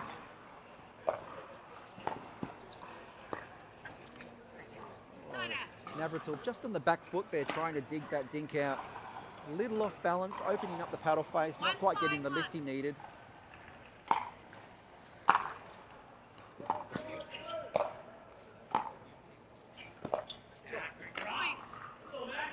And I'll pick up a point there as well, so I needed that, Brad. Yeah, a little confidence booster from the combination of Wild, Bakala. Barkala. Bakala. A lovely little chip back over the net there. Now, cat and mouse game between the two Wild boys at the moment. Maximilian trying to get the better of Joey here. Thinking towards the corner. But ultimately, Joey wins out. Joey coming up trumps on that battle. James, it's very interesting to see the cross-court dink lasting so long. Yep, that one going long. It's usually a case of preventing or avoiding predictability when it comes to dink rallies. 352. and continuing to push your player, your opponent, cross court. Throwing in the mix up for a speed up can often be the key to getting the point into your favour or creating the unforced error, as we saw.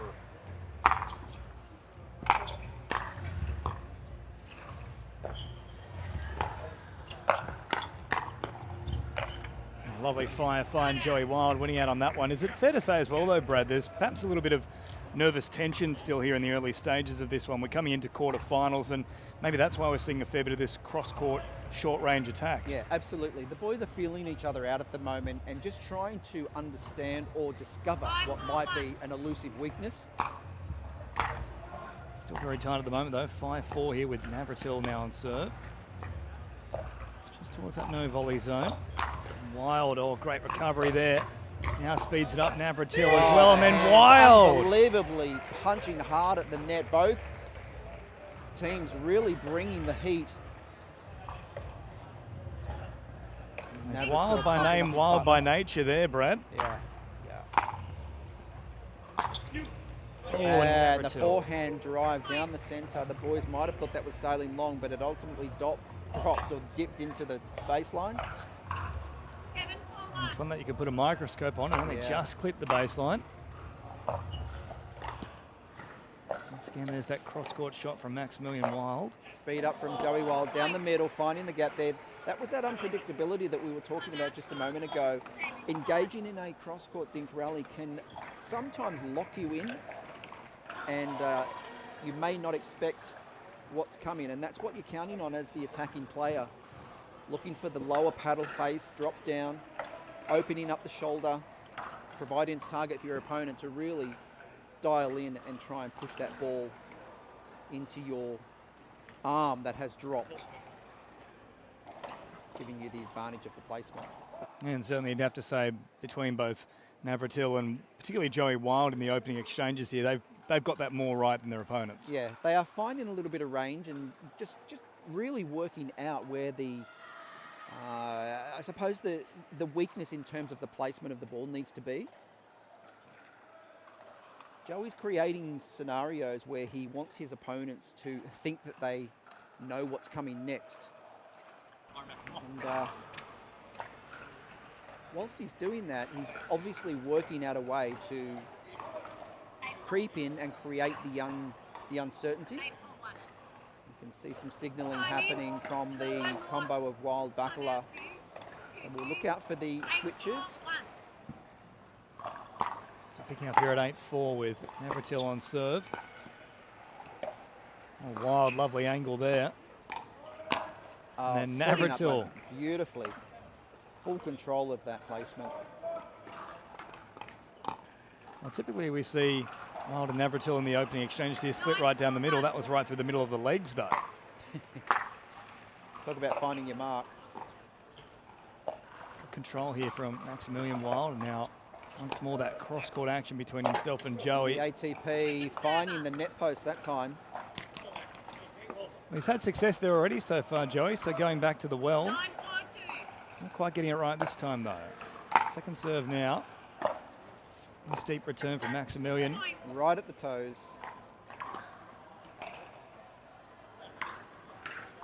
So game point brought up here for Joey Wild and St. Navratil. Best of three, of course.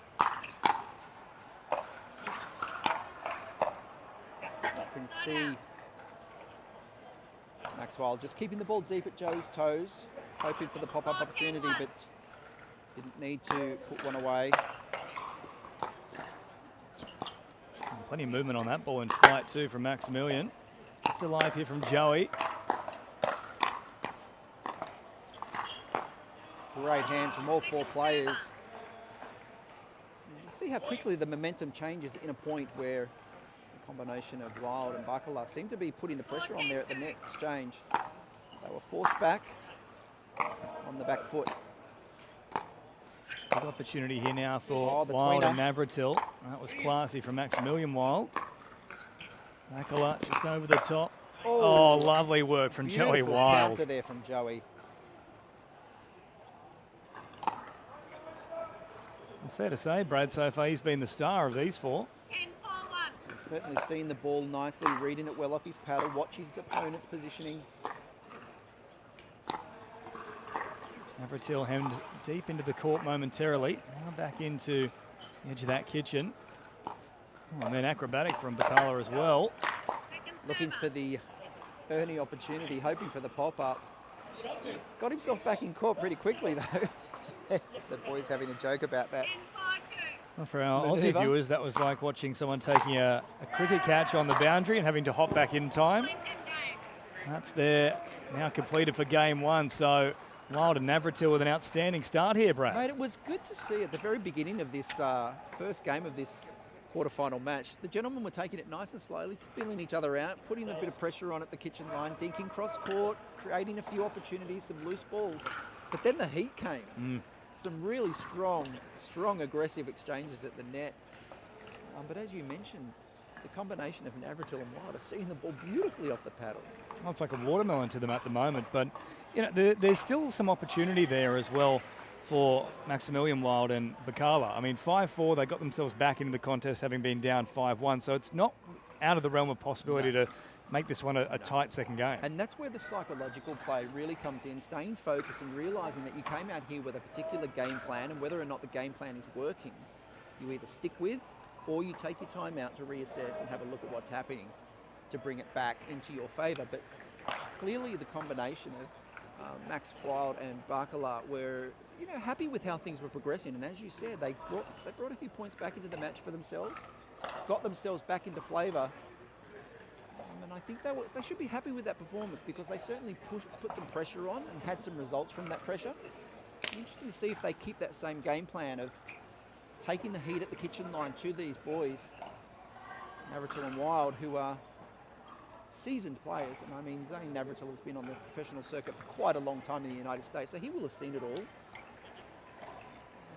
But Joey's certainly stepping up as a partner, I'll say that much, and back in game 2 of this quarterfinal men's match.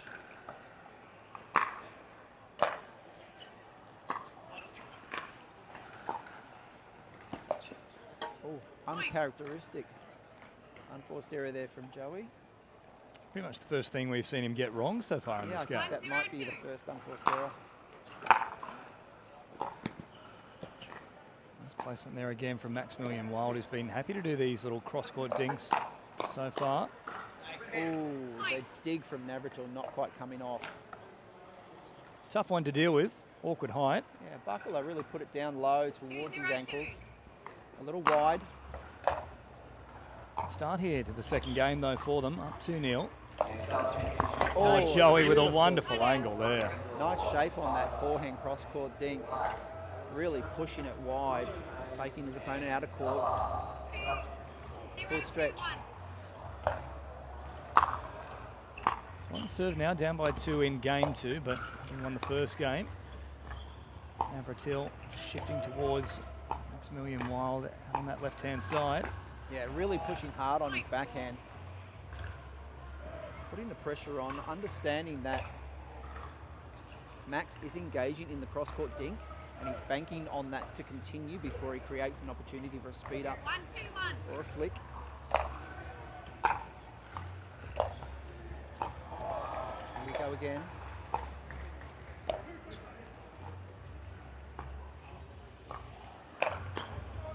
High ball, Oh, Wild accelerating and then bringing the smack down. no mistake. Is there perhaps a little bit of an over-reliance at the moment from Maximilian in particular for those little cross-court dinks? Would you like to see a bit more variation, Yeah, Brad? I think we just saw a little glimpse of it in that last point. The cross-court dink engagement began, and then we saw him create an opportunity and went face-on with Joey in the dink rally, just mixing it up, and I think that's what's going to be the difference in whether they can get back into this match. Oh, Bacala once more responding in the best That possible fashion. been called Joey out. Wild. Been called out. We're Yeah, you're right there, Brad. It's only just missed the mark. Millimetres in it. That's all it takes. So 3-2.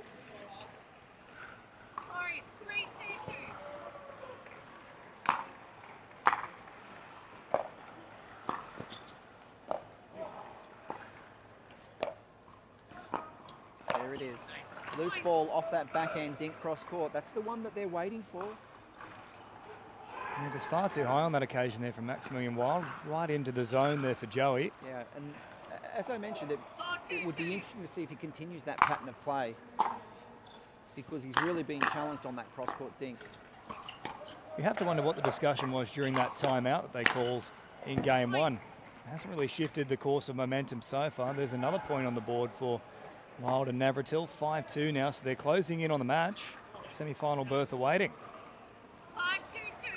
Yeah, I expect to see Joey and put the pressure down now and pedal to the metal, and try and really pull away.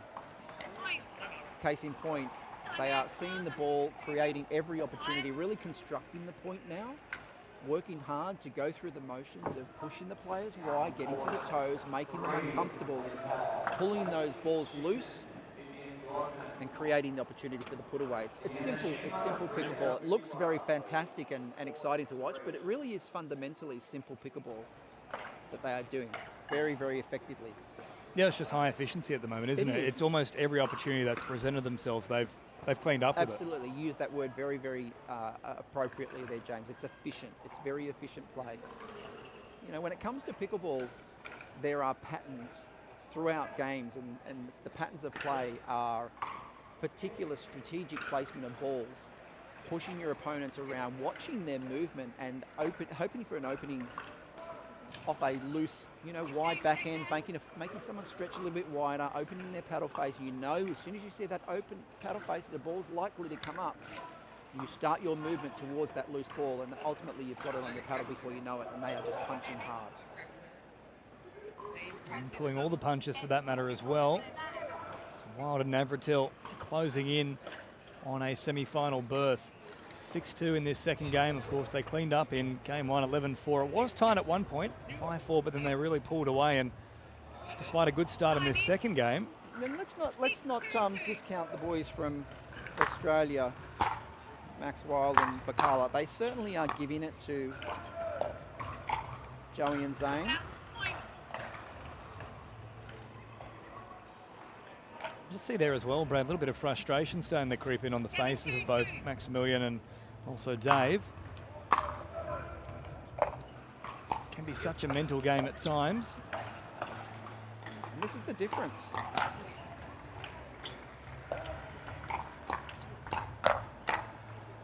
Oh, Well, that's much better for them though.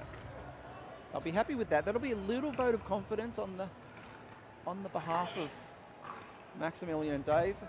They're still talking. They're still comfortable in terms of delivering the right shot routines. It's just a matter of their opponents are responding very, very quickly with their counters, their resets, their speed ups. They are just a little step ahead. 2-7-2. Still hitting points on the board though as Wild drives this one deep, and here's once more, probably the only other uncharacteristic error we've seen. That might be, I think, just his second one now. Maybe the second unforced error from Joey. As Well, that we see one's that long there serve too. go long off the paddle of Maximilian Wild. Zane Navratil on serve at 7-3. Let's see if they're going to put the gas down. Quick point, long ball return.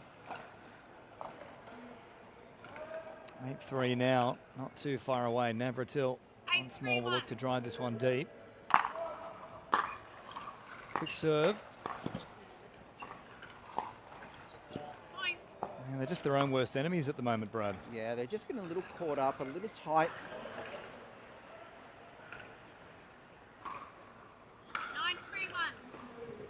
9-3-1. They need a result here. They need to stop the flow of points. That's better from Maximilian. Surviving a pretty intense shot there from Wild back down the middle. The overhead. That's wide. He'll be disappointed with the shot selection. Was a good idea. Both Zane and Joey were up close on that, pushing forward on that kitchen line. And lob is a good idea in that scenario. Match point now brought up though. That's gone wide, and that'll be enough to claim it. So on to the semi-finals. Joey Wild and Zane Navratil march, and I mean a pretty comprehensive performance, really, Brad. Yeah, they certainly kept the heat on throughout the game. But as I mentioned throughout the points there, they were really structuring and they were working hard to create the opportunities, in a sense, curating the play. They clearly have a game plan, knowing each other's background in terms of where they've come from and their experience and their, I suppose, their strengths versus very little weaknesses. And really putting the pressure on at the toes, particularly in that dink rally exchange, creating those loose balls, making the players move around, really, really working towards making the points their own and constructing hard. That was really well done. Good point. Good game to watch. Yeah, and something that Joey really does have in abundance is that reach. You can get all those balls, whether they're right down by the feet or just hovering in the air. So if you give him the opportunity, he's going to take it, and we've seen that here on our court. So the 4th seed, they go through to the semi-finals. Victory for Joey Wild and Zane Navratil over Maximilian Wild and Dave Bacala. All the action continuing in just a moment.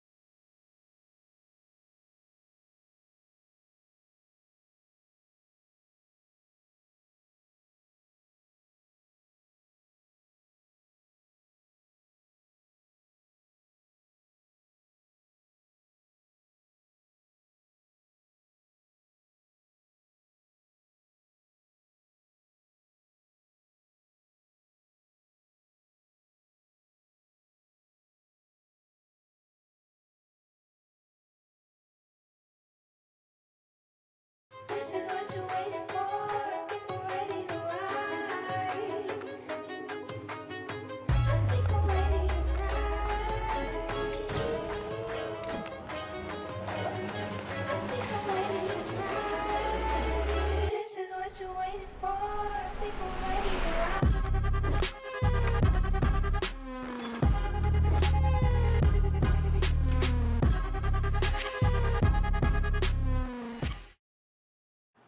Welcome back to the Melbourne Convention and Exhibition Centre for quarterfinal action of the Proton Australian Pickleball Open.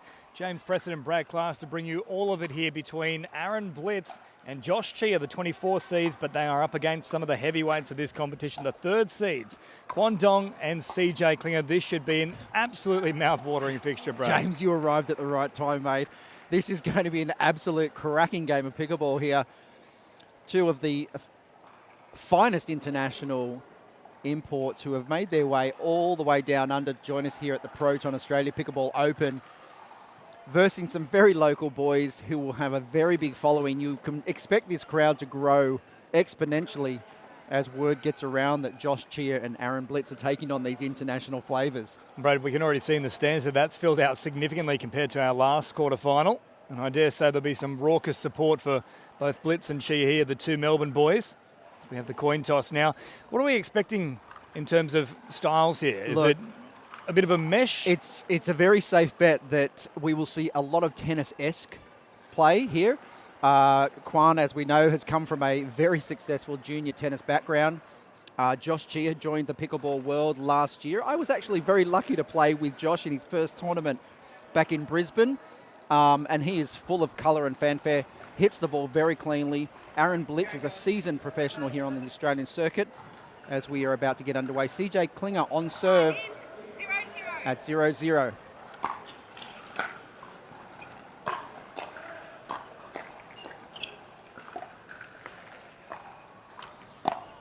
Oh, Blitz, nice control there, just picking up the tempo and collecting the forehead there of Klinger. Yeah, it looks like the ball's just clipped maybe the temple or the side of his eye. Hopefully he's okay.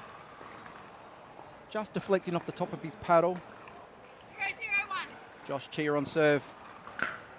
And that one just sailing long. A little bit of nerves here. This will be one of Josh's biggest games he's ever played in pickleball thus far. They've perhaps already exceeded expectations too, of course, coming into this one as the 24th seeds. And Chia, just a little long on that occasion. Look, these boys will be bringing everything they have to take on both CJ and Quan. The experience and expertise on the other side of the net to Josh and Aaron is pretty exciting to watch. But as Josh Chia has just demonstrated, they've got some answers and they will have some responses to this heat and fire that's going to come their way.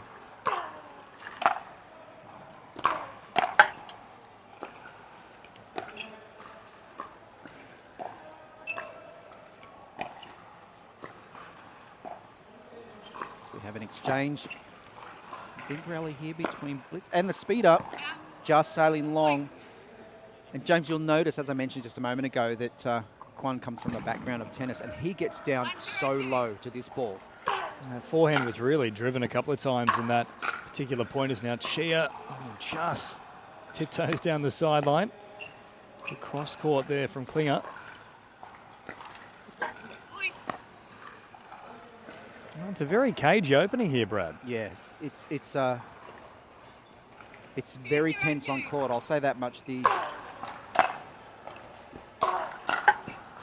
really letting rip here as well, Dong. The pressure that comes off Quan Dong's paddle, the speed, the compactness and power that comes from that backswing on the backhand side is extraordinary. It's a very interesting mix here as well between CJ Klinger, as we see a bit of miscommunication there between Blitz and Chia. But, Klinger very much a more control player, just looking to find those angles, whereas it's almost all-out power here from Duong. Yeah, you'll see this pairing really work efficiently together, as in CJ will try and control and dictate the short play at the net, whereas Quan will really bring the heat from the baseline and mid-court. And they will complement really nicely with that combination. Just That a bit punch long just there going from long. Klinger. So still 2-0. We've had plenty of action so far, but not a great deal of scoring points on the board so far, despite the play that has transpired. Now going deep. Return, though, from Blitz. Good defensive punch there from Josh Chia, putting the ball back deep into the corner of Guangdong's paddle.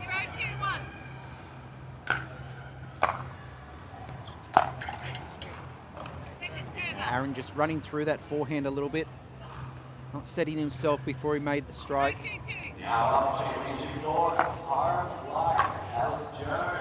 Dong once more with a nice pressing drive deep, and then Chia with an unforced error. James, you'll notice something very different between this match and the last one that we just broadcast between Joey Wild, Zane Navratil and Barkala and Maximus Wild. This game is a lot faster. The points are a lot less constructed, so to speak. The boys are just bringing the heat from all parts of the court rather than taking a moment to set, reset, dink. I think a lot of that's coming from Dong as well. I mean, he's the one that's really hammering He's this ball dictating, forward. yeah. He's and really they're responding dictating to the it. points, yeah. Well, that's probably the real challenge here for Blitz and Chia, is to try and play the game at their tempo. Oh, Klinger beautifully worked at the net there. And up towards the kitchen line and bringing the heat. Yeah, so the challenge for Josh and Aaron is to bring the speed of the game down, the tempo a little bit. Because if the harder they hit the ball to Klinger and Guangdong, it can expect it to come back with interest. As we see a timeout called by the Australian pair, I'll sit down and have a chat and perhaps talk about a few different strategies and new approach. We are already 5-love into this match, and whilst there's been a good exchange and some very tidy side outs, the guys are working hard and probably don't want to be working this hard this early in the match. So if they can just slow that ball down, bring the tempo down a little bit, create a few loose balls, look for some opportunity. There's not going to be many weaknesses on the other side of the net, but they need to create the placement opportunities, get the ball working in their favour, and see whether or not this timeout's going to do the trick and change the momentum. Well, look, probably the first 2 or 3 minutes, it was actually reasonably even, but from that point, we're really starting to see Dong just taking control of things and driving with that very, very heavy base hit, and they've struggled to keep up so far, Blitz and Chia. So down 5-0.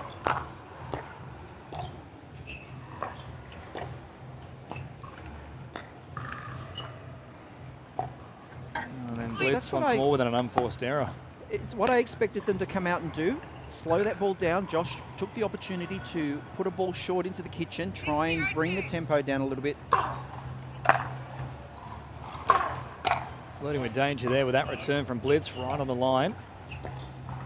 So we'll see here if they can maintain the control. Nice defense there from Chia. Again, Great Josh get there Chia from seeing Blitz. those balls nicely on those defensive volleys.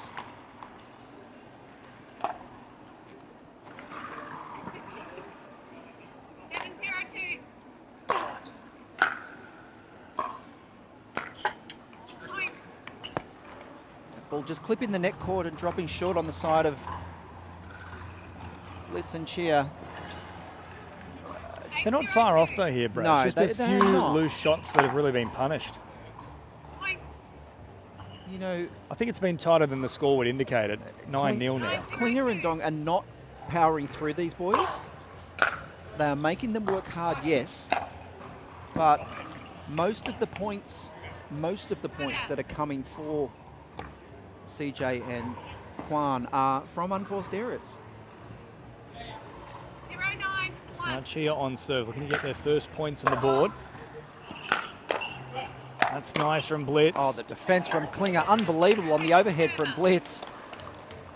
Well, he certainly got all of it as well, Blitz, but you're right, that defense Just from Klinger was sensational. Put himself out there in front of that ball. And that's a real mental point for them as well, thinking, well, we couldn't have hit it any better and we still didn't get the result.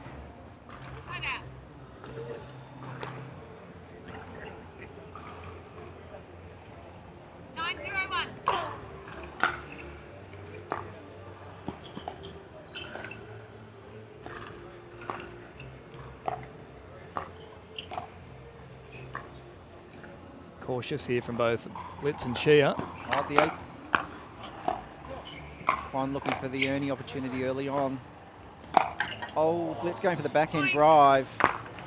He jumped early there, Brad. He was really keen on trying to get around the sideline there. Right down the... Brings up game point.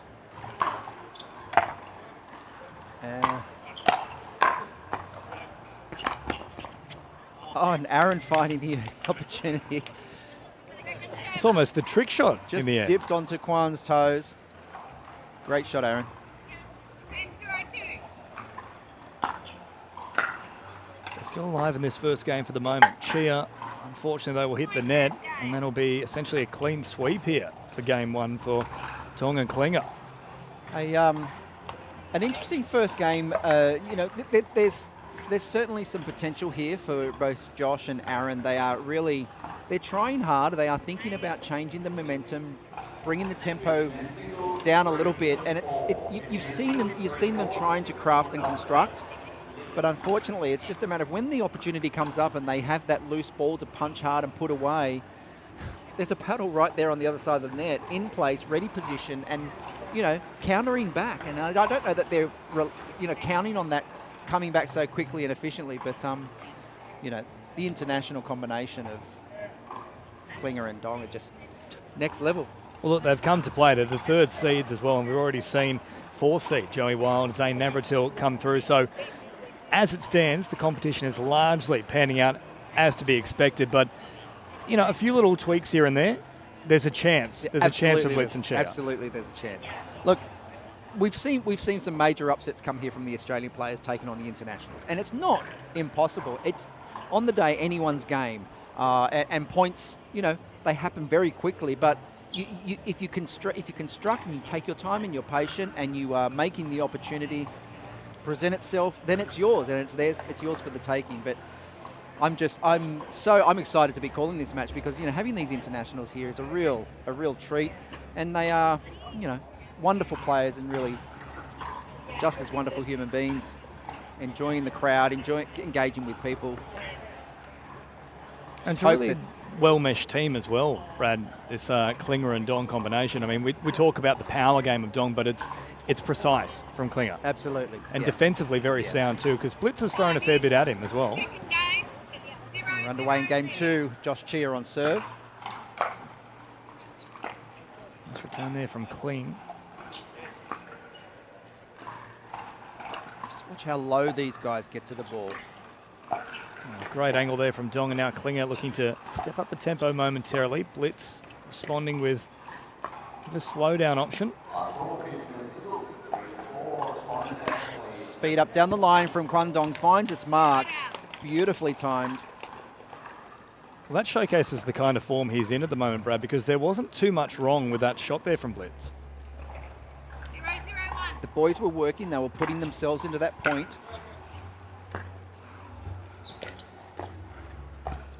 Blitz again will head out to that side. Oh, great recovery from Blitz, but then Klinger. Beautiful angle cross court from Klinger. Saw Josh moving to cover that centre middle, opening up that left side.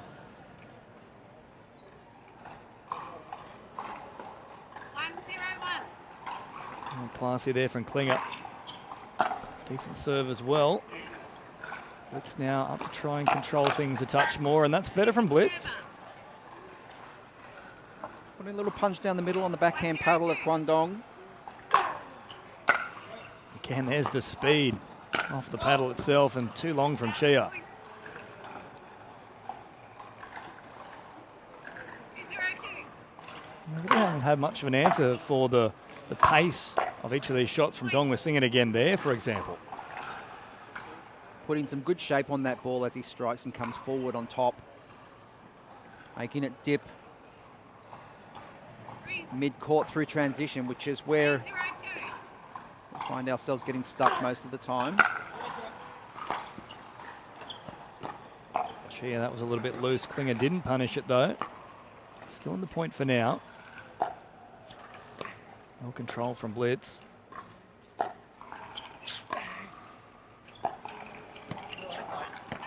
And just out there, but That was better signs for Blitz and I would have expected, I was hoping that Aaron was going to go for the speed up down the middle or try and aim for a hip.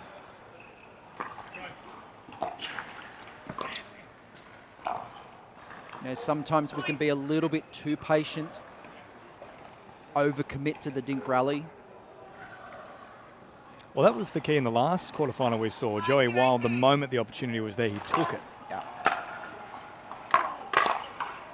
Dong once more driving from deep. There's a chance momentarily, and he'll still get the luck, and everything is going their way at the moment. You see the apologetic finger being raised as well from Dong. I think that ball was called out.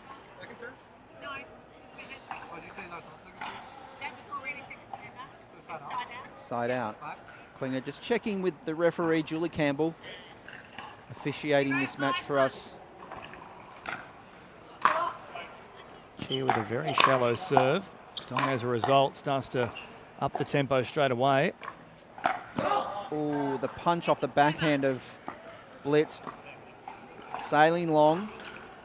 He's tried that a number of times now. Yeah. Blitz just hasn't quite got the full wrist to work over the ball. Yeah, he's not coming over it as much as he normally would.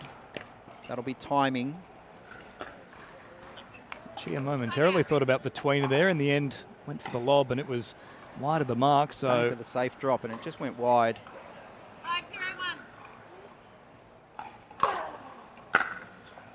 5-0-1. On the net cord, working to the advantage of Kwandong. well, look, when everything's going your way, you tend to get the rub of the green as well. 6-0-1. So 11-0, now 6-0 in the second game. You'd love to see Blitz and Chia get something on the board. Anything's possible. We saw it in the last match. 6-0-2. The Australian contingent. 11-0 in the first game, and I think they got 2 in the second. That's nice, though, from Chia, those 2 shots. And Dong has to respond with a bit of power. Look at that movement through transition, so efficient. Almost a 100-metre sprint within 4. Well, Brad, based on this performance, you'd really back them in the semi-finals as well. This is comprehensive. Look, I don't want to discount the efforts of the Australians, and I have been excited to see a few of the Aussies create some upsets. But all I'm ever used to is watching these players on YouTube and on the international broadcast channels, but to see them live here and hopefully see some finals action. That's what I paid my money for. Klinger bring it down, and then Dong once again Dong with the finishing big off. hit. 0-7-2. I'm not sure he's missed one of those yet. They've all been on target. It's now Blitz again, trying to work him over. Cap's gone too here for Blitz.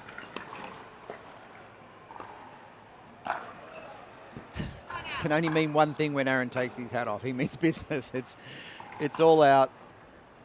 Did it fall off or did it come off? It looks like it fell I off. believe it fell off, but I must say, I think you're right, Brad. I don't think I've ever seen Aaron without a hat. That includes off the court. Oh, Klinger with a classy shot down line. There's Beautiful nothing little Blitz flick can do roll. about it. So very tidy. And that's the problem too, Brad, when we've seen them just, attack right down the middle of the court and really look to drive those balls deep and just go for the hammer, so to speak. When you then get a little bit of a variation, just flicking it to the side, you're not expecting it. You've got no answers. No, and that comes to experience, and that comes down to reading the movement of your opponent and seeing it very, very early. The most subtle of movement in terms of a left or right, or a paddle drop, or a paddle movement left or right off the person's body. It's all those very, very split-second actions of your opponent that you've got to capitalise on, and clearly CJ is seeing those well and truly on his opponents and taking advantage of them every single time. And it really has been great control at the net from Klinger. We've seen Blitz try and work the tempo a bit. Of course, Dong then coming in with those big hammering shots. But, you're right. It's been, I suppose, that defensive control from Klinger as well to just anticipate what could be happening. It is such a beautiful combination to watch, combination of preciseness and power. CJ really dictating the play at the kitchen line, where Kwong really delivering the pace and the power from the baseline and midcourt. So they are 7-0 up in this second game after taking the first 11-0. See if the Australian boys have got a response now that they've had this timeout. So we'll go back into the action.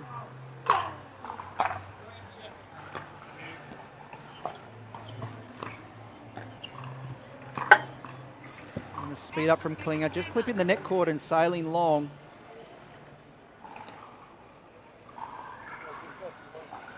Rattling into the white tape of the Euler net there. Klinger once more goes deep. And Chia, unfortunately, can't get it over. So there's another one on the board. They march closer towards a semi-final berth. 11-0 and 9-0 in the second.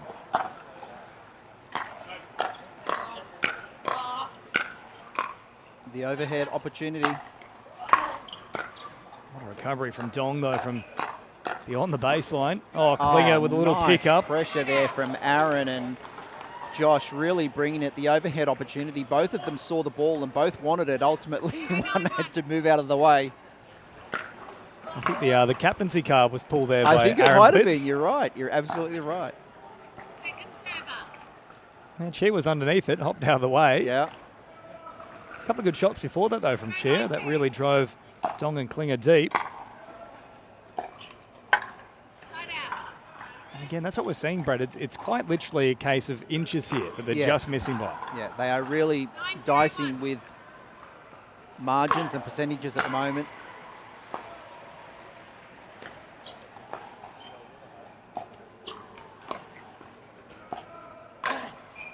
And that one just long off the backhand side. Great read from Aaron Blitz, who the moment that came off the paddle, he was allowing certain, it to wasn't sail he? wide. He was very certain. 902.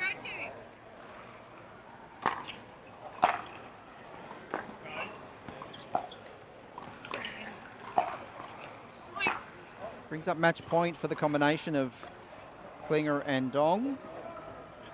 1002. Definitely be one to watch moving forward unless there is a major miracle from this point for Chia and There it Blitz. is. And they won't find it, unfortunately. A very strong display from both Dong and Klinger. They will march towards the semi-final and with some great form behind them as well. Yeah, look, both Aaron and Josh should be very proud of the game that they brought today. I mean, there will be disappointment. There's no doubt about that because they've come out with zeros. But there was some very, very strong challenging going on. Once the heat was brought to the kitchen and the front of the court from both players. But ultimately, I think it's that combination of that placement and precision of CJ Klinger and the power of Kwon Dong that really set them apart and gave them the footing that they needed to just keep pushing forward. And the pressure was very intense. And I believe we're just getting some results coming through as well. It looks like Bao Dong will be taking on Kwon Dong. So in the semi-final, they've both progressed. This will be a great little matchup that we're expecting now. So we can't wait for that one. We'll take a very short break here, though, at the Proton Australian Pickleball Open live from Melbourne Convention Centre. All the action to continue very soon.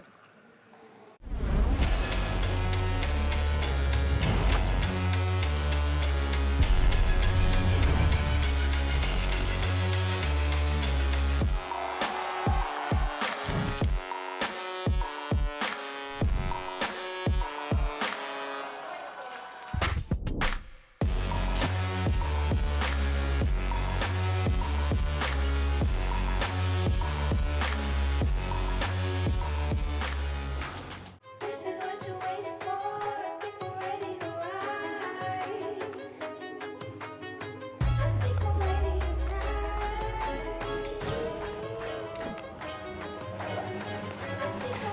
tonight.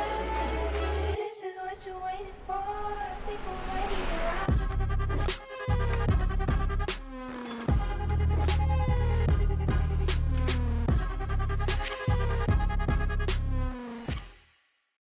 Introducing Skechers Pickleball, the official footwear of the Carvana PPA Tour. They're ultra lightweight and responsive for incredible speed. They have Goodyear rubber outsoles with a specialized pickleball design for increased side-to-side stability and agility. Plus, they feature shock-absorbing foam and Skechers' famous Relaxed Fit design for incredible comfort game after game. Conquer the court in comfort. Skechers Pickleball, the official footwear of the Carvana PPA Tour.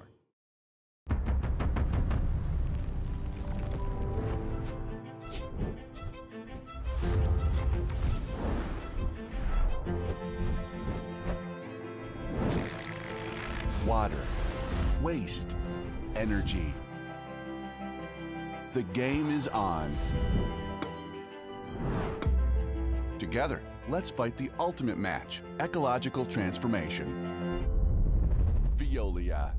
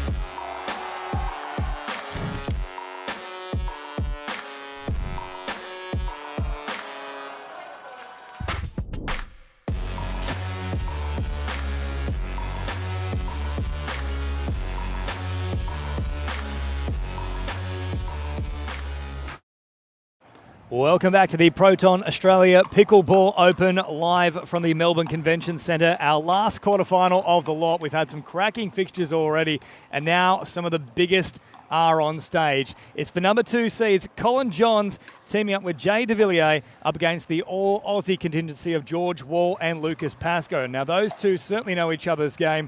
They've been playing at that Major League Pickleball Australia level for some time. James Preston here with you alongside Brad Class. And certainly we're going to see a bit of class in this one, Brad. It just keeps getting better, doesn't it?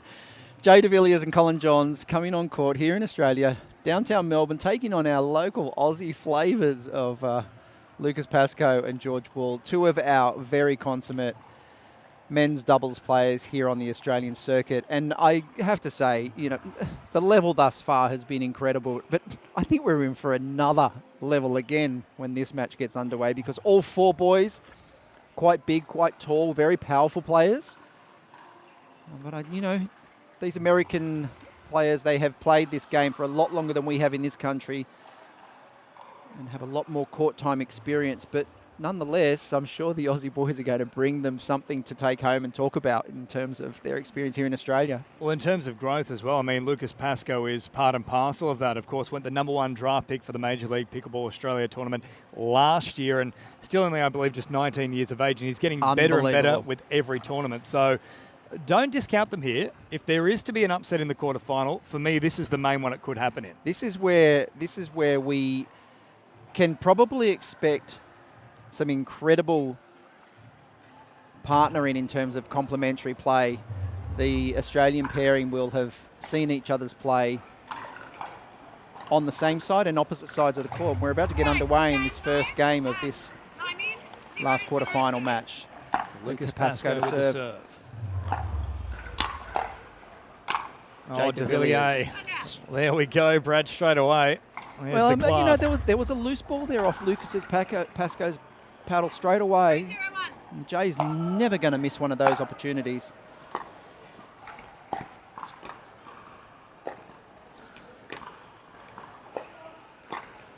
Nice control here from George Wall, not allowing any opportunity at the moment for De Villiers.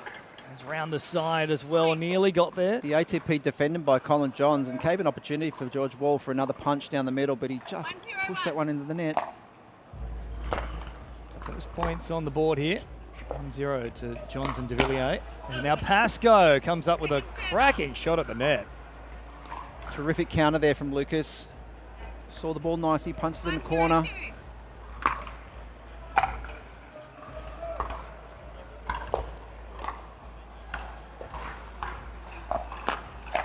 Oh, Johns Nicely just set up slamming there by down. Johns. And we mentioned this, Brad, in the previous match as well. You can't afford to offer too many opportunities to teams of this calibre. There's been a couple so far as well. They have indeed offered up to both Johns and De Villiers.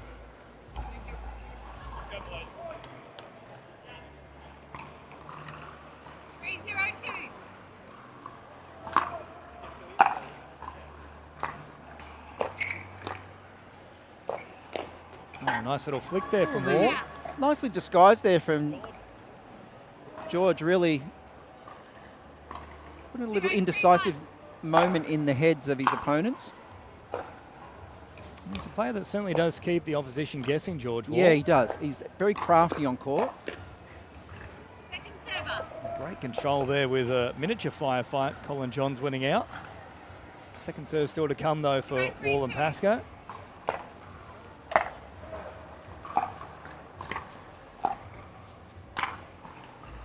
De Villiers and Johns are choosing to full stack here on the serve and return. Playing their favoured side of court. Working their advantages. That was always going to be a tough one there to recover for Pascoe and Wall. Straight at the feet of Pascoe. Did a good job to reel it in. Ooh. And strong again up towards the kitchen line there.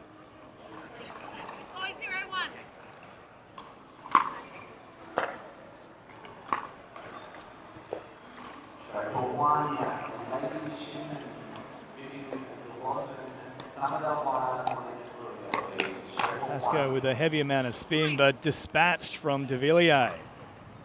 Yeah, Jay really seeing the opportunity. Not very far above the net to be able to punch hard and deep on that volley backhand. There's opportunities there, Brad, too, to really tuck into the corner of the kitchen itself. I'm just noticing here both De Villiers and Johns are really targeting that right-hand side up against Wall. Yeah. And playing the centre of the court, there's not a lot of distance between them as they're playing those points out.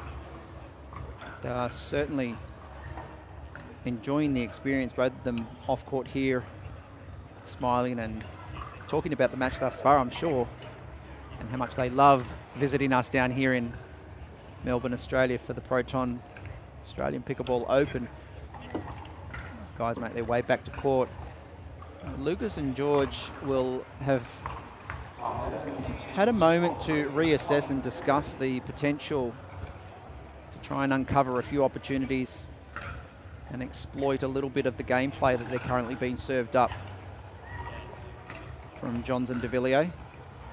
It's very similar as well to our previous match here with Blitz and Chia, who are maybe just, a fraction off the pace, an inch or two wrong here or there, but if you give the opportunities to these high caliber players, they will really take full control. Just some minor tweaks required here for Wall and Pascoe. That's better from Speed Wall. up to the body.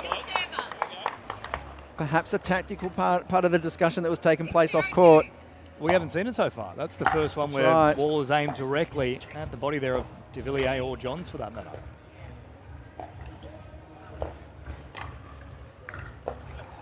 Patient approach here from George Wall. Oh, De Villiers with some classy stuff there, flicking around the body of Pascoe.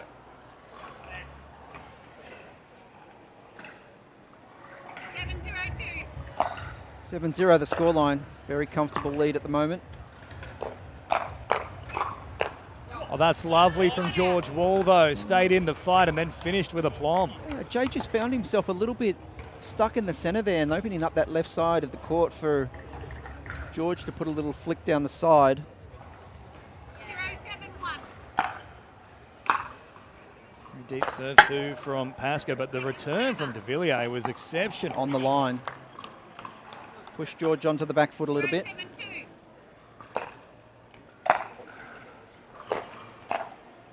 Wall now responding with a bit of speed himself. Oh, gets a bit of luck too.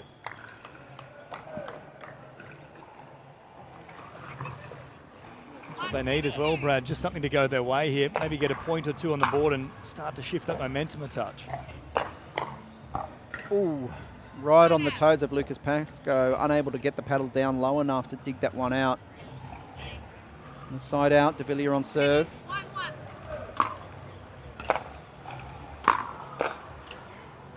Cutting the centre nicely there.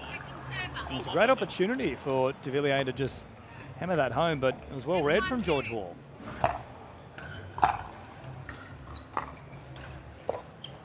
The Ernie. Oh, the opportunity presented itself for Lucas. He had full open court. Johns was on the run to retrieve that short ball. And they're both smiling. I think they know they were lucky to get out of that. Well, that was probably the first point we've seen so far, Brad, that Wall and Pascoe were completely in control.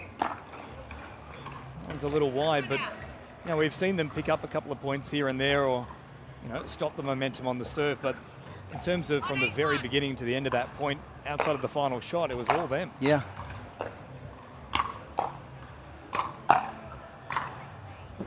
That one just going long off the backhand of Jay De Villiers.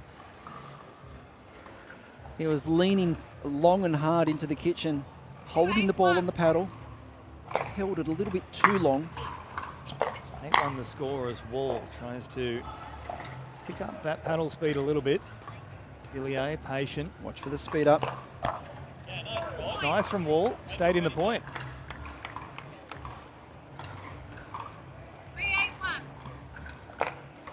3-8-1. 3 on the board now for George Wall and Lucas Pascoe. That one's a little wide of the mark, and you can see there the class of De Villiers. Had it continued, he would have ATP'd at home that as one. well. Yep. 3-8-2. It's all practice. 8-3 it remains. Oh, Point. And there's a very uncharacteristic error there for De Villiers. you'll notice he was very stiff and upright when he got to that ball. Not using any of his legs in compression.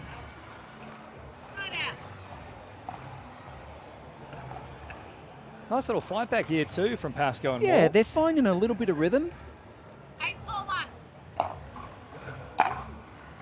It was 7-0, but back to 8-4 now. Not too far away from that baseline either from George Wall.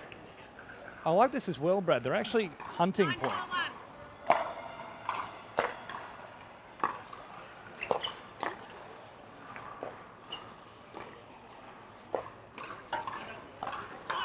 Sadly, that one just missing. Call for a timeout here, but look, refreshing to see in that previous match with Blitz and Chia was probably a case of being a little bit too passive, whereas it seems like Wall and Pascoe have maybe watched that, looked at the blueprint of how to beat some of these top American competitors, and you've got to take the game to them. Absolutely, absolutely. And it's at this point in time where I usually expect to see George Wall bring in a little bit more of that craftiness, a little bit more of that unsuspecting sleight of hand almost play, where he might appear to be going for a particular shot, but then at the very last second hold the ball a little bit longer and move the paddle angle, go for a different option, and try and mix up the pace and the expectation of his opponents. But the boys are certainly holding their own. They're getting a few side outs and a few points on the board, so they're starting to find a bit of rhythm, that the nerves will be starting to dissipate as we get back into the action at 10-4 game point. It's the last men's quarterfinal.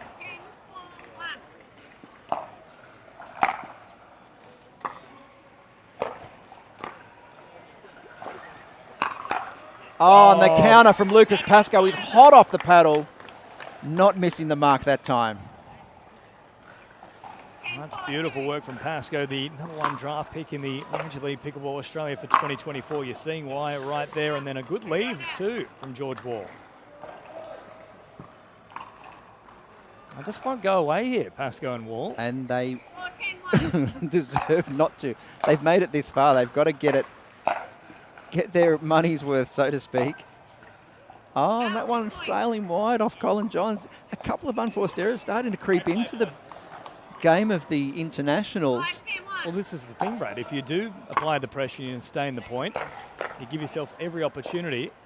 And that's what Wall and Pascoe are doing.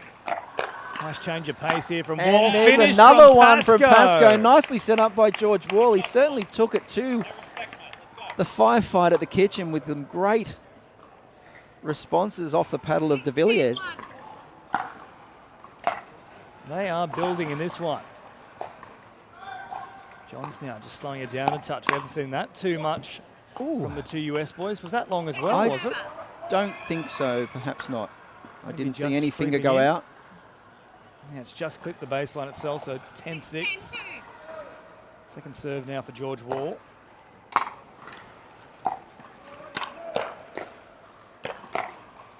Oh, Wall. Oh, the defence. With that long reach, and then goes again. Still in Excellent it. defence here from Johns. Oh, and the simple dink reset from De Villiers, catching the net cord, shaking his head. What about the disbelief. comeback here, Brad? It was 7-0. Now 10-7.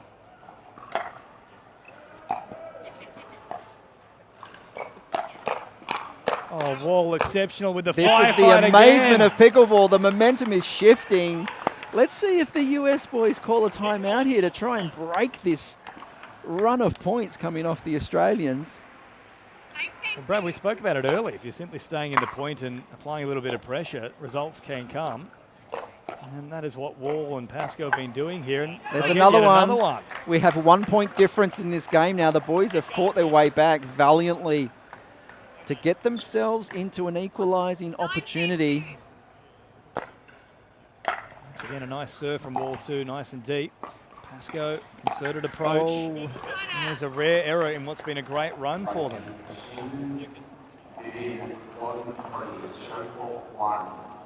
This is the big test for them now, Brad. Yeah, let's see if they can get the side out without any point exchange. Wall straight up to meet it. He closed down the opportunity. Lovely angle. And the AATP missing its mark. Second server to the Americans. George Wall raising the fist as well. He knows that was a big moment. Got one more to see off though. Oh, great placement from Wall. Nearly overrun there from de Villiers. Oh. Nicely punched there. Good exchange there by both teams. That was a very, very good second half of run of points for the Australian team. But I'm not going to say they were outclassed, mate. Not even closely. Earlier on, there was a lot of nerves and a lot of unforced errors taking place on the paddles of the Australians. But, you know, that crafty nature, that never say die attitude, they were in it and they were in for a reason. And they certainly made their presence felt.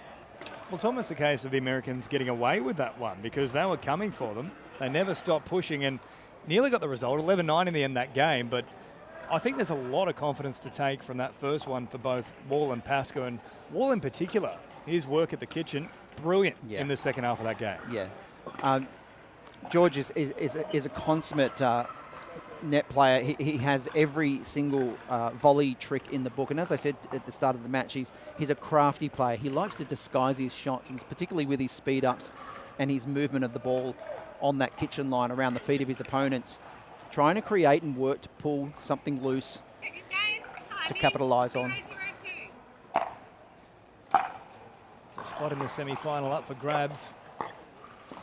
So far it's de Villiers and Johns who have the advantage. Oh, ATP. Defended by Pascoe, but I think he was expecting that ball to come a little bit harder than it did, and it struck it a little bit early.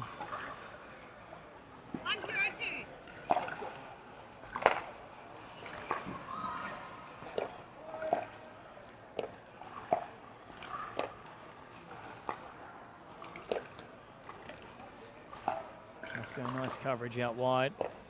Oh, just shifting a little to the centre now. An opportunity back out on that left-hand side. They want to utilise it. And you can see de Villiers was trying to attack it straight away. Didn't need to in the end, but looking for the earning opportunity, expecting that ball to come up wide on the right.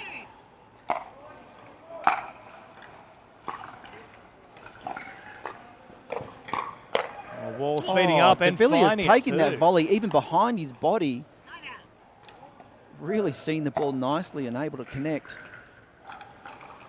It's fair to say that Johns has been a little bit passive so far in this match. Yeah, you could say that de Villiers and George Wall are both taking the dominant roles in these pairings at the moment. And I suppose there's a tactical approach to playing people that you've never met or never seen, perhaps even never watched on replay or analysis. I'm sure the professionals from America have a lot more to worry about in terms of their own games, practicing and training. Maybe doing a little bit of research. Maybe keeping their eyes on the leagues over here. A cheeky little leave there from Pascoe as well. Quite literally turned his back on the shot. Watched it sail over the baseline. Still well and truly in this one. Well, not quite finding the centre with that previous attempt. Stays in the point though, and then unlucky. Just clipping the top of the net. Helping that ball sail wide. It was a good flick of otherwise from George. I think it was going to find its mark. He's one of those players that has that excellent whip of the wrist. Yeah.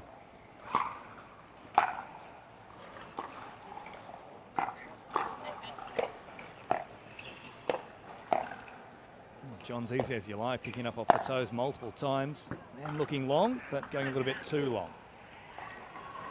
I think Jay and Colin have called that last ball prior to that shot wide.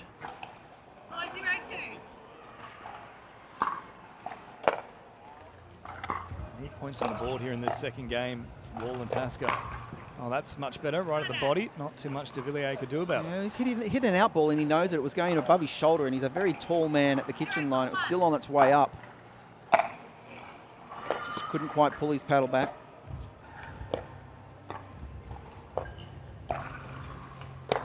That one's long. Colin Johns very firm on that call. Make no mistake. There was almost a little bit of passive aggressiveness about it from the Reminds previous me of, play. Ruffer Hewitt is renowned for those sorts of calls. Oh, Pascoe, nice little collection right at the toes. Nice reset, speed up. Quick hands. Oh, Wall. Pushed Terrific he hand-eye was coordination, pushing them but back, had them Johns- on the back foot. They were retreating. Oh, and George just not seeing that final one clean enough.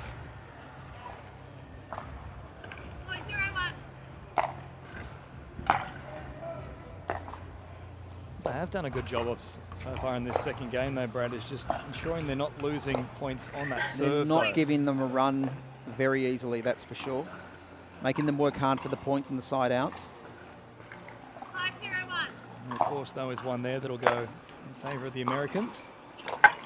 And Wall again, who's found the tape time and time again. It's the ATP. Well He is recovered coming from across the Pascoe, finish. but- Yeah, you're right, just hopping right to the middle, and that will force the time out here as well from Wall and Pascoe. It's one of those points mid-game as well, Brad, where you can sense the pressure building from your opposition. You're hoping you can just stay in it, but De Villiers, Yeah. too classy. Yeah. The intensity of the American contingent is certainly having its effect, its desired effect, I should say, on the Australian players. But, as we've just said a moment ago, the intensity that the Australians are countering with, delivering some more power and placement, making the Americans work hard for those points that they have on the board at the moment at 6.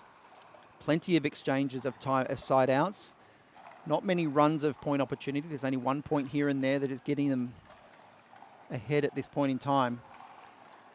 I'd like to see a little bit more action in terms of those disguised play activity from George at the moment. He's known for being very crafty and creating opportunities out of what might look like an otherwise opportunistic scenario. It was around this time in the first game that they started to make a move, and there it is now from George Wall. So both times the timeouts have proved to be very well they've timed. worked in the favour, yep. Second serve. 6-0-2.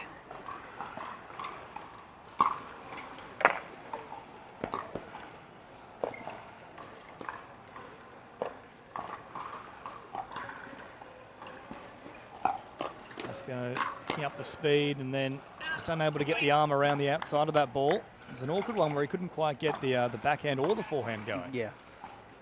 Jay was countering very solidly there.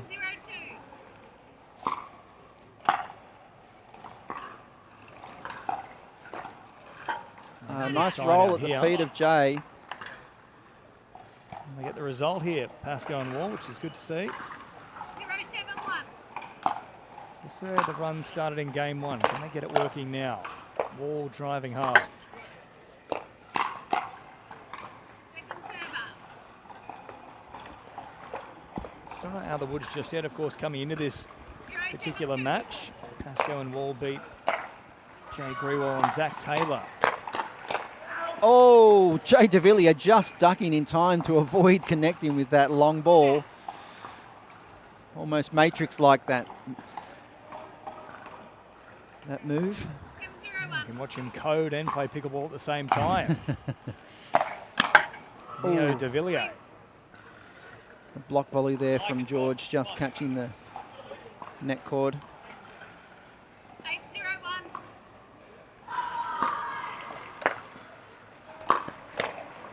Oh, great reach. Just flick the wrist as well. Working John's overtime here. And there's that guile from George Wall. Oh, and a loose one off Colin Johns. Just clever play though from George Wall, Yeah. mixing it up with every single shot. Yeah, he was working on him, pushing him hard, had him mid-court, pegged there for a little while. 8-0-2. Johns was heavily defending.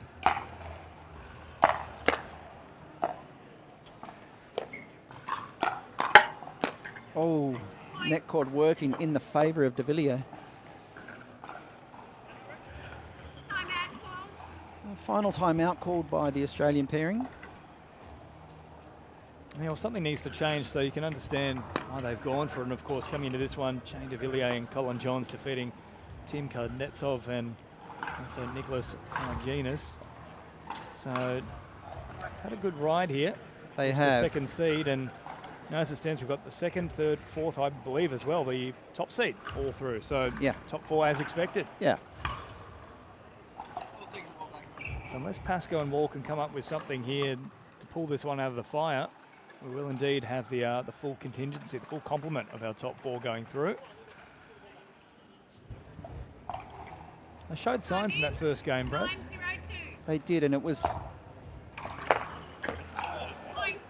unfortunate as George puts that one into the net. It was at that point in the last game where they took the timeout to reassess and perhaps try and talk about changing the strategy of the game. And here they are facing down a match point. Oh, the hands. Oh, an outstanding Oh, recovery the hands. from George Wall. Unbelievable hands by all players. George and Colin just going at each other toe to toe.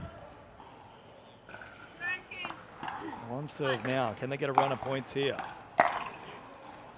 John's great return. Oh, and then a beautiful shot right at the kitchen line. On the line. Nothing that Wall could do about it.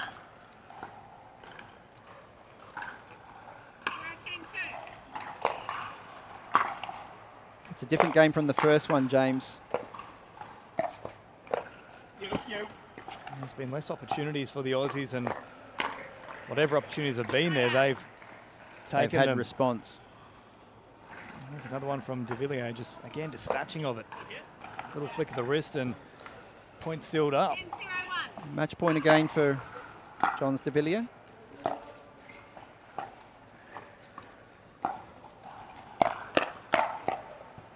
Oh! Well, that's a rare miss hit there for Colin Johns. Off the very top of the paddle.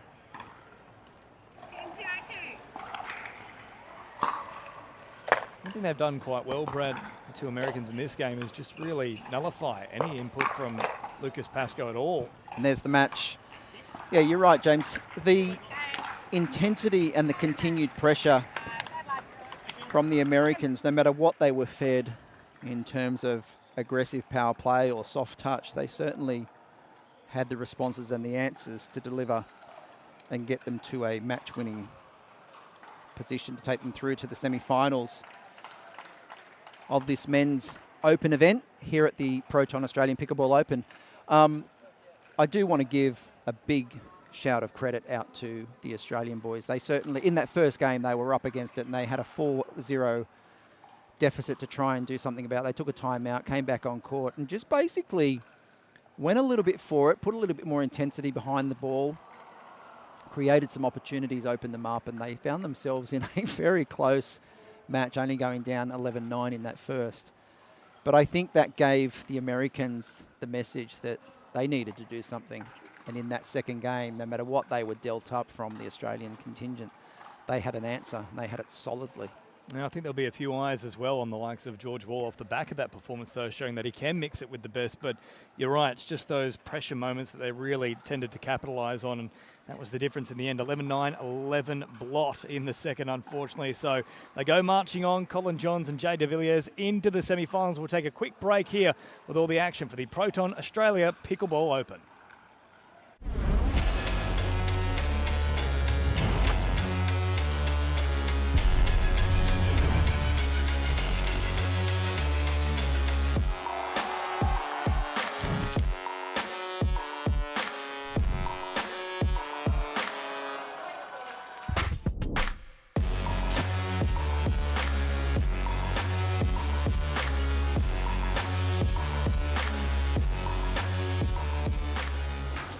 This is what you're waiting for. I think we're ready to ride. I think I'm ready tonight. I think I'm ready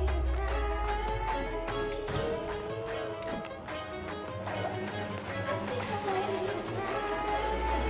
This is what you're waiting for. I think we're ready to ride.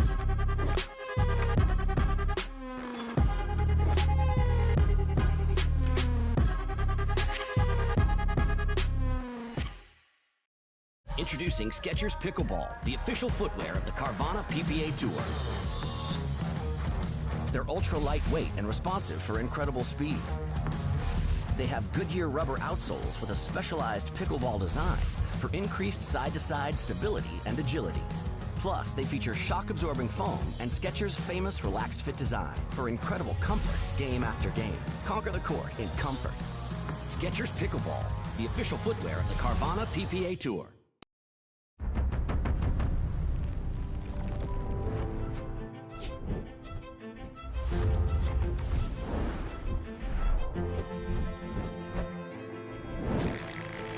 Water, waste, energy. The game is on. Together, let's fight the ultimate match, ecological transformation. Veolia.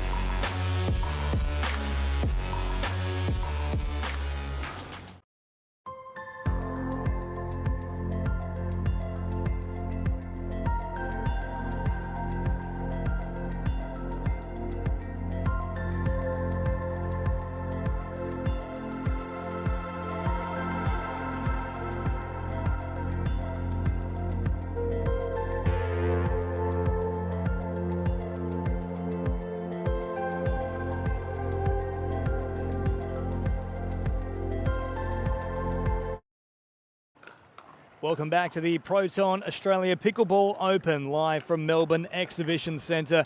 Semi-final action here between the top seeds in the women's doubles.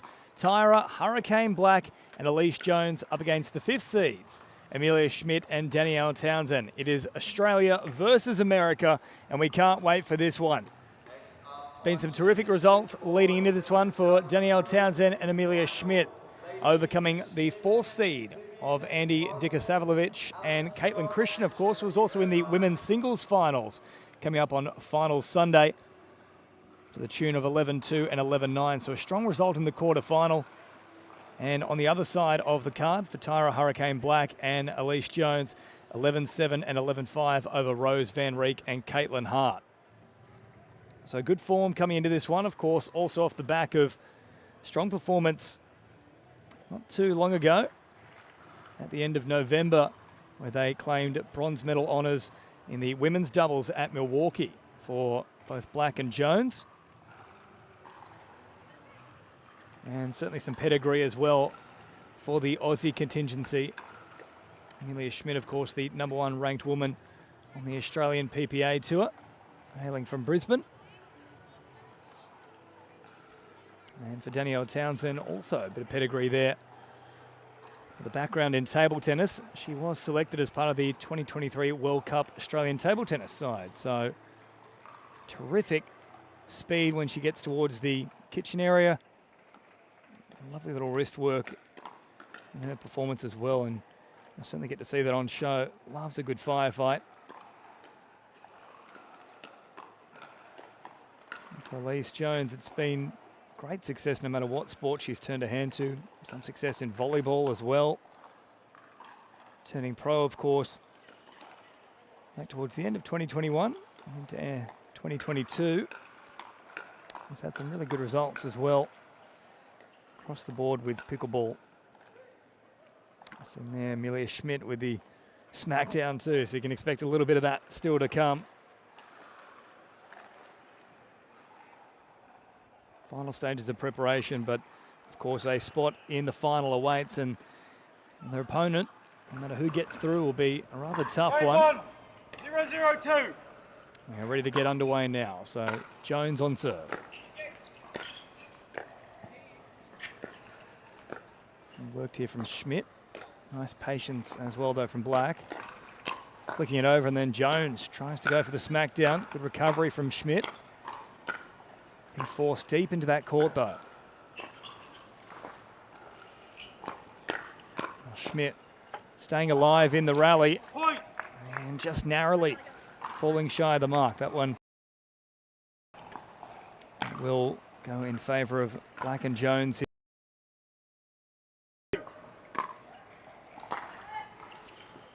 Townsend with a nice deep return.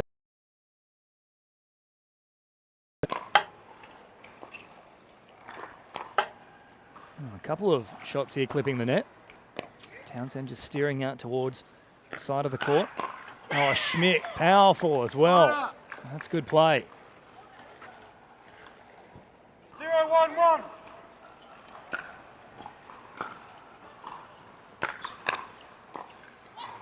Townsend a little bit deep here, so they've definitely been hemmed back in the opening exchanges here, the Aussie duo. 1-1-1. But all locked up though. Schmidt, nice drive once more. Oh, that one just creeping in the court. A little pick up from the baseline there from Schmidt. Townsend steering it wide.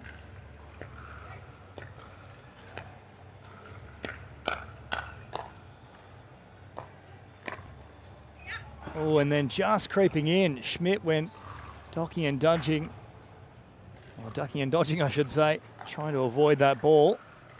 It looked like it did just land in, but may have been called out here, in fact.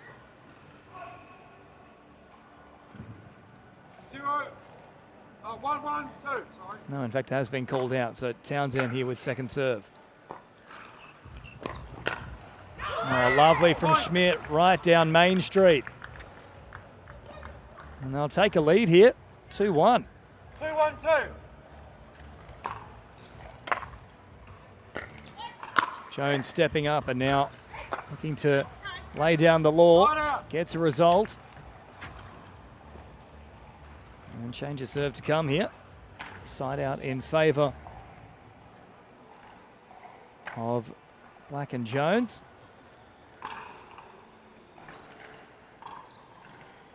1-2-1. Of course, playing with the Franklin X40. This amount of bounce and speed on that ball. A tough one to deal with there for Jones. So 1-2-2. second serve brought up. Townsend across court.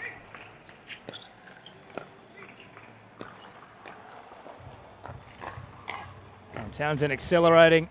Now the opportunity for Schmidt. Nice little touch there as well from Townsend. She'll creep all the way across to that right-hand side of the court. Schmidt looking to go over the top. Good recovery from Black. Oh, and then Townsend. Well beaten there from Jones. Just a late little twist of the paddle and completely upended her concentration. She was already shifting back towards centre court and then caught down the sideline itself. Locked up here at 2-2. Schmidt now with a chance. Oh, and Townsend, very clever play. That's beautiful work from Danielle Townsend. Wisdom beyond her years. They were anticipating a deep shot and then a little cut back. And no chance to retrieve that one. Schmidt now stepping up. Townsend also looks to put the hammer down, a little bit too vigorous on the follow-up.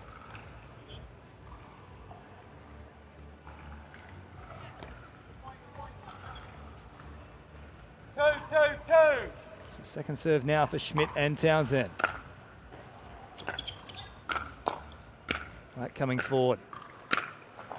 Oh, and then Townsend with no real opportunity there to try and scoop that one up. Good pressure. Right at the kitchen there for Tyra Black. That one falling shy of the mark. So still looked up at 2 apiece here. Schmidt and Townsend, this young duo making a great fist of things in the opening exchanges.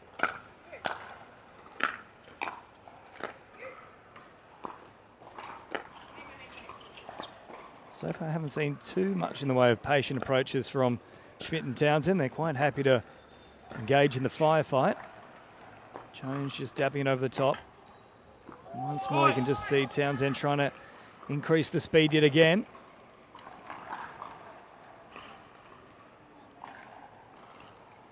We'll give the lead here to Black and Jones. 3-2 up. Schmidt, good defensive cover, sends it wide. Oh, great return though from Jones. Townsend does a good job to keep it alive.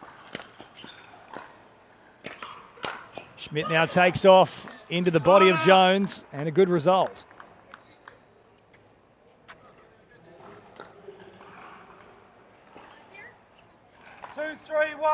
So 2-3 with the side out now.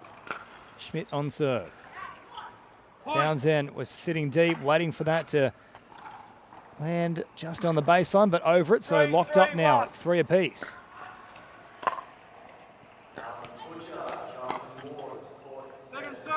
Well dealt with there in the end from Jones.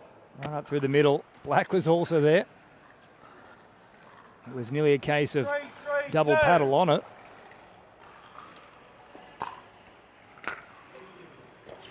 Schmidt now driving, looking for the corner, and just missing the mark.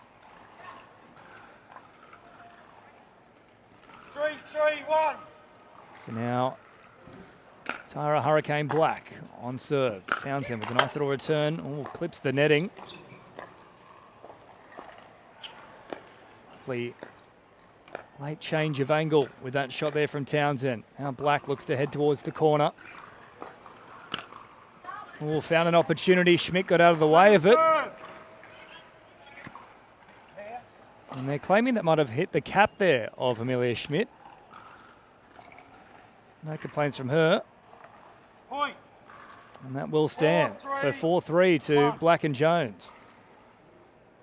She did her best to get out of the way of it, Schmidt, but that was coming at some speed. I forced Jones wide now. It's a nice recovery from Jones and, should I say, Schmidt and Townsend. 4-3-2.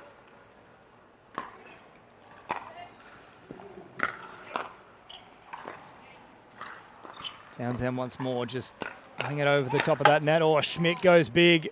Just can't quite get it on target, though. And back-to-back points. We haven't seen too much of a run for either side so far. 5-3-2. 5-3 now, though. Margin opening up. It's important for Townsend and Schmidt. Make sure that lead doesn't get too far in front. I've seen the Aussies struggle once they've gone behind so far today.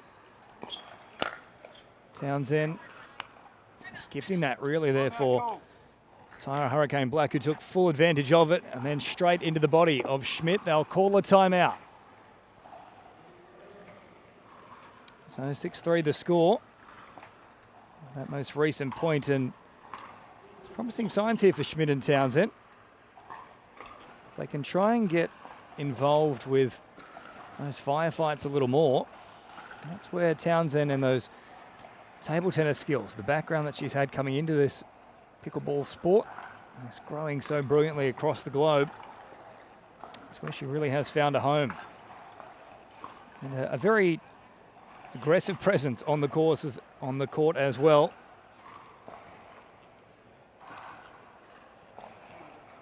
Very fired up, and certainly likes to not so much intimidate her opponents, but let her know just how keen that she is to really put the foot down whenever the slightest opportunity presents itself. Time back in. 5-3. 5-3-2. And it should be 6-3 here. That last shot that hit the body of Schmidt. And there it is, confirmed, 6-3. So back underway now. Jones to serve.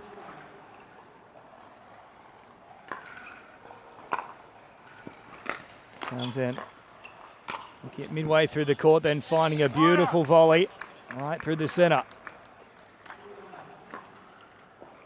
Inside out, so Townsend will have the serve here. Decent volume about it, and just creeping over the top of the net. Well placed from Townsend.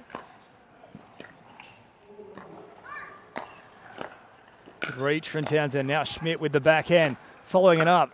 Knocks it deep again here from Schmidt. Wonderful exchange here between Schmidt and Black.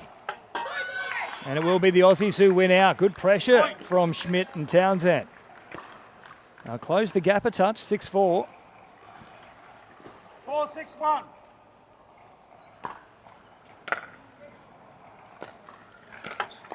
Oh man, an awkward one for Townsend to deal with. Does a great job to keep it alive. Scooped up off the floor as well. Now Black heading towards the corner. Oh, Schmidt, good recovery. Then fires up big time. Smacks it down into the ankle of Jones. And the Aussies building nicely here in game one of the semi-final. 5-6-1.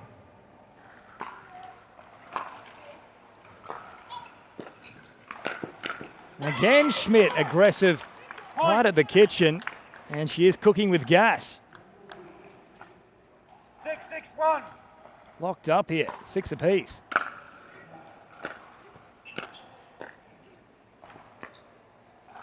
Aussies riding a wave of points at the moment. Now Black responds. That's a good response too.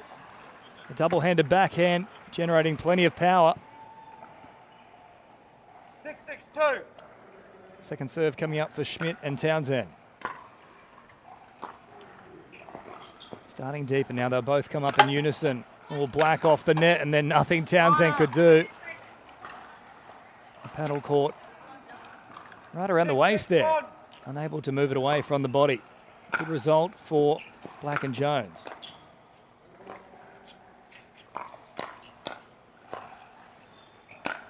Schmidt threatening Townsend, good recovery. Oh, Schmidt somehow got a paddle to it, but couldn't really escape out of that situation. Black and Jones were completely in control. And now back in front. 7-6-1.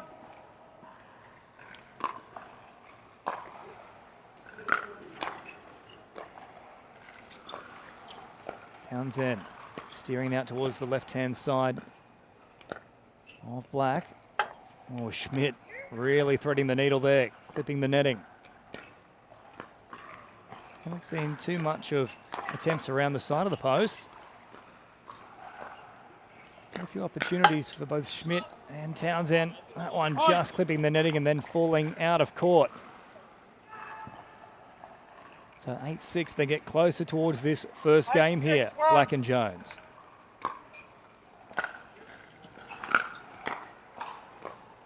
Townsend sweeping it. Oh, and then a lovely bit of athleticism there.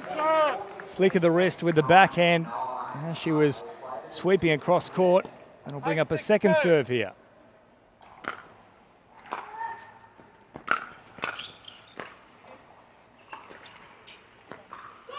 And Schmidt with a lovely direction there. Cutting across court. Once more getting a result. Side out, and now Schmidt on serve. Oh, Townsend, that was a real gift, and she knows it too. Look of disdain across the face. It's right up in the channel to be put away, and that's what Jones did. That's better from Townsend, though.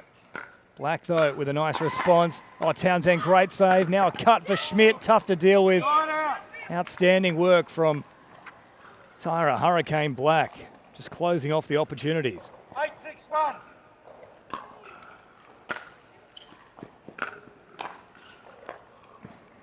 Townsend flicking it away yet again. Black attempting to go over the top. Townsend going for the full smash. Nice little cut. And again, the aerial route. Well dealt with, though, from the Aussies. Second serve brought up now for Black and Jones. 8-6-2.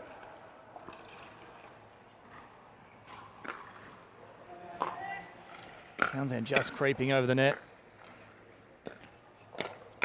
Schmidt takes off good speed. Townsend misses an easy one, though.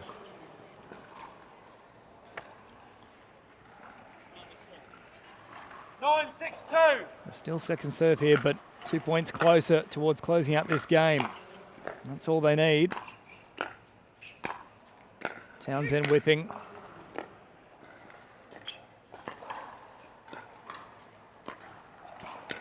Oh, Schmidt, lovely recovery. Past Townsend. Schmidt then couldn't achieve a very difficult follow-up. And they'll call another timeout here with game point on the line. So a good little period here for Black and Jones. Last time they had that timeout, of course, it did produce a result here for Schmidt and Townsend. They got themselves back into the contest. Leveled up once more at 6 apiece, but it's been a run of points now for Black and Jones. Of course, a difficult assignment here, no matter how you look at it, for Schmidt and Townsend. Tyra Hurricane Black and Elise Jones coming into this one as the top seeds, of course, for this tournament. And the recent form is good with a bronze medal result in Milwaukee back in November. And a couple of quarterfinals in the lead up to that as well, across Las Vegas, for example, and also at Virginia. I believe Schmidt also played in that Virginia tournament, ultimately knocked out in round 2.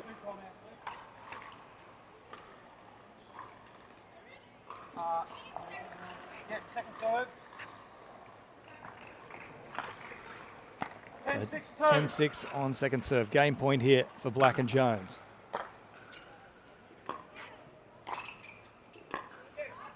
Schmidt going to go big early here. Townsend with a little bit more control now, winds up. Good take from Schmidt, right along the kitchen.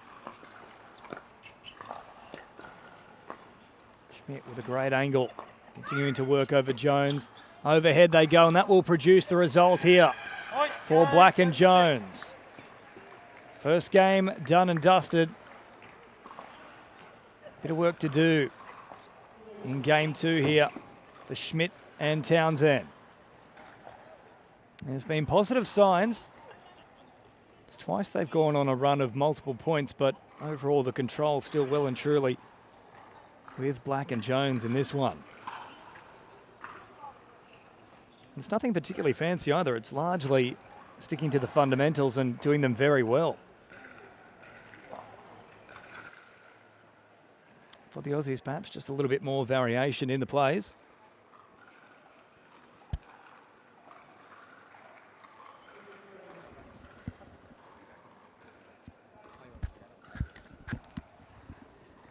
So we'll see what they can conjure up.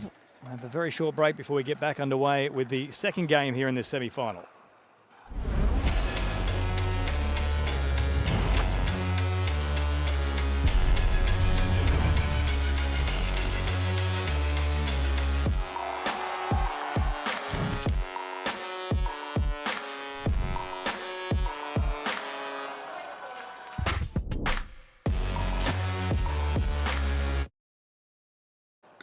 So back underway now for game 2 here in this women's doubles semi-final. Black right towards the kitchen and working strongly here. So too is Jones. Townsend now with a firefight. Schmidt, good save. And then Jones comes up trumps. Big result. First points on the board here in game number 2. Chance for them to go on the attack now. Townsend up above. Jones just slowing things down momentarily. Townsend, lovely little whip of the wrist. In control at the moment, the Aussies in this point. Schmidt with the backhand. And then losing out there. That's probably the easiest shot of the lot, unfortunately, for Schmidt. 1-0-1. And that will now bring up the first point of this second game here for the Americans. Townsend driving it deep. Well placed.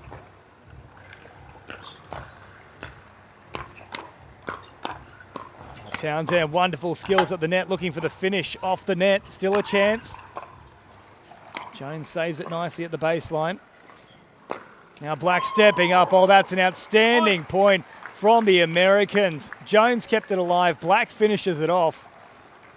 That's a classy point from the number 1 seeds. 2-0-1. 2-0-1.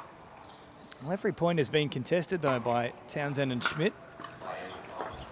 Not being completely dominated here. Townsend with a very clever play. That's a beautiful drop shot from Townsend. Jones went diving for it. Body on the line stuff. But clever work from Danielle Townsend. 2-0-2. Second serve now brought up.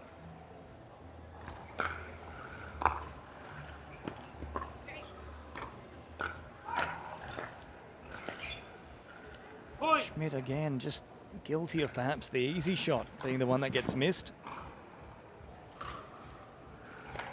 3-0-2.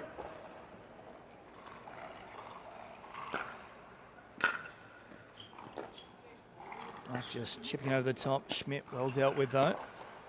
Oh, and lovely placement from Jones. Townsend recovers well. Good placement herself.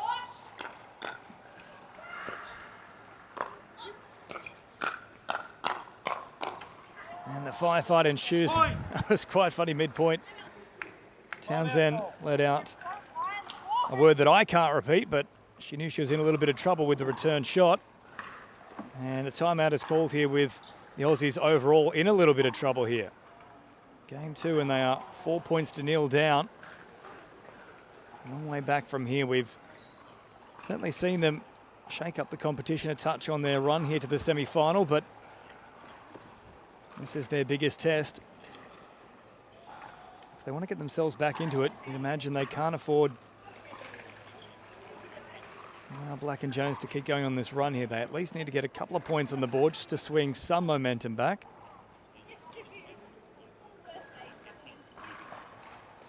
Of course, winner of this one will either take on Sheeman and Glosman or Trong and Irvine. That's our other semi-final getting underway this afternoon.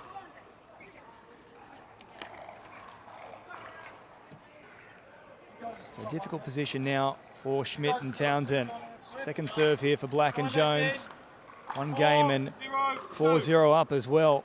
As Black once more providing a deep serve Townsend stepping up. It's a little bit too deep, I feel, though.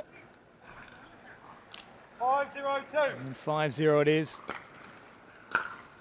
Black serves once more. Townsend whipping it towards that right-hand side. Oh, and Black again, dominant at the kitchen. And certainly serving up a bit of heat as we welcome Brandon Lee to the commentary. It is great to be here for this women's semi-final.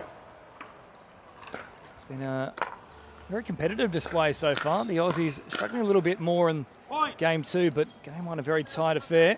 11-6 and locked up at 6-all at one point. But a real run of points now, especially since that timeout was called. So 7-0 and that line looks long. And that'll be a little break they might need here, Brendan. And a wardrobe change from Black and Jones from their previous rounds. Certainly keeping fresh in every sense of the word. Schmidt, good pick up. Townsend, lovely hands. And we'll get a point on the board here in game 2. Great to see. Denny and Amelia had a great win in their quarterfinal 1-7-1. over Caitlin and Andy. Schmidt, oh, lovely drive right up Main Street. Splits them like Moses parting the seas. And that is one for the highlight reels from Schmidt. 7-1. 2-7. Nice little run being formed here by the Aussies. Schmidt with the double backhand. Good pick up from Jones. Patient approach here from both sides. Loose shot from Schmidt and punished in the end from Jones. Jones is just rock solid, isn't she? It takes a lot to get an error out of Jones. 2-7-2. There's been very few chinks in the armour here of Jones and Black so far. Schmidt going long, trying to force the issue. 7-2-1. Inside out here, so first serve for Black. That's 7-2. They can ill afford to concede more points here. Townsend, as cool as a cucumber at the kitchen at the moment. Now looks to step it up a touch and we'll get the result. So second serve coming up.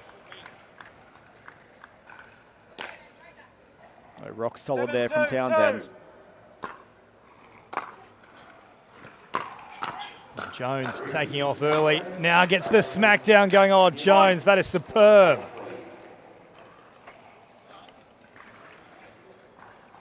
And what a combination Elise Jones and Tyra Black are proving to be here in Australia. A great quarterfinal win against Katie Hart and Rose Van Reek on Championship Court an hour ago. And then out here just making it look so easy. Well, that's the problem that we have seen throughout the day. For example, you look at Aaron Blitz and Josh Tier a little earlier. Any single opportunity that was provided for their opponents was dispatched of very cleanly. And so it proves to be the case again here for Jones and Black. But that's nice from Townsend. Great hands. And they'll call for a timeout here. In fact, no. A little conversation with our official and then sticking with the action. Want to see the Aussies put some points on the board here, James. I certainly can't afford to concede any more. Down 2-9. Just 2 away from advancing to the final itself. That's going to be tough for Townsend, who takes cover. Lovely pickup as well from a difficult position. Now Black really forcing the issue and brings up match point. My apologies, they've got one more there. Great defense. Good point by all 4 players. 2-9-2. A must-win point, if you will, here for Townsend and Schmidt. They've got to stay on serve. Oh, Schmidt does indeed find a result. Clips the netting, followed by Black, and that will go out. So 3-9 brought up. And that ball's gone stray, James. Let's see if we can find that one. Well, the Franklin X40s certainly have a bit of bounce to them. That one could indeed end up in Geelong if it keeps going. 3-9-2. Townsend once more on serve and again getting a result. So here is the comeback that we've been asking for. 4-9-2. Once more Townsend going big early. Operating through the middle at the moment. Schmidt, patient builder. Oh, and then a lovely little acceleration of speed there from Black, and that proved to be the difference. Yeah, Tyra's just so effective at speeding the ball up from positions that we haven't generally seen here in Australia. From below her knees, she's able to speed that ball up from, and that is dangerous. Ooh. It's a good result, though, for Schmidt and Townsend. Second serve, and they haven't conceded an extra point. It's the most important part of that. Lovely return from Townsend, nice and deep.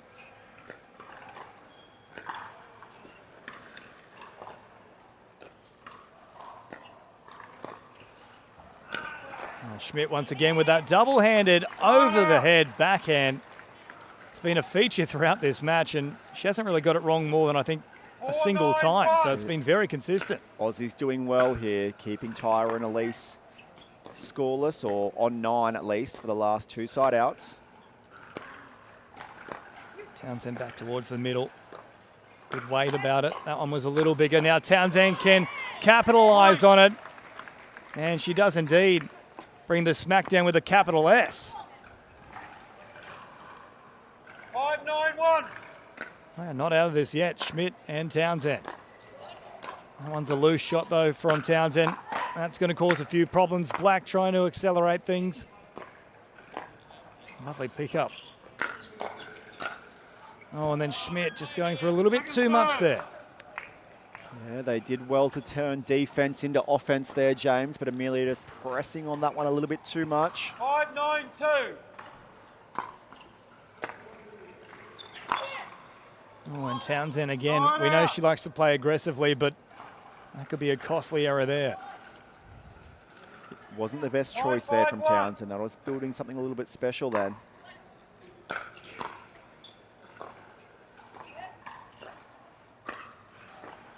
Schmidt just turning the screws a touch. Oh, gets the little deflection off the net. Now the firefight ensues. Jones staying alive in the play. Ooh, Townsend just collects the net. Yeah, she loves that backhand volley. Unfortunately, just bringing that down a little bit too much.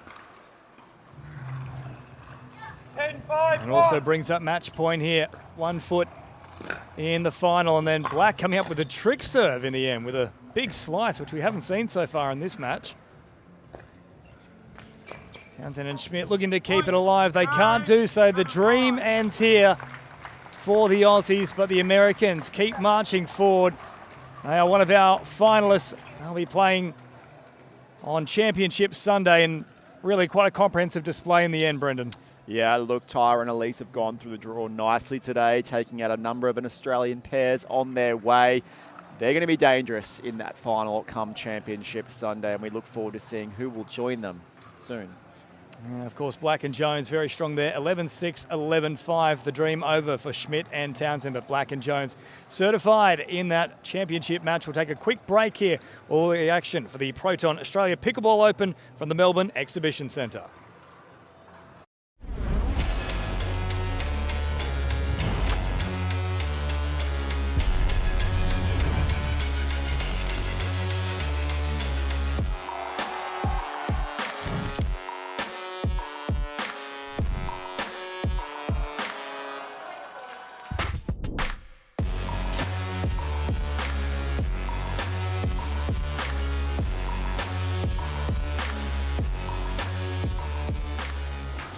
This is what you're waiting for. I think we're ready to ride. I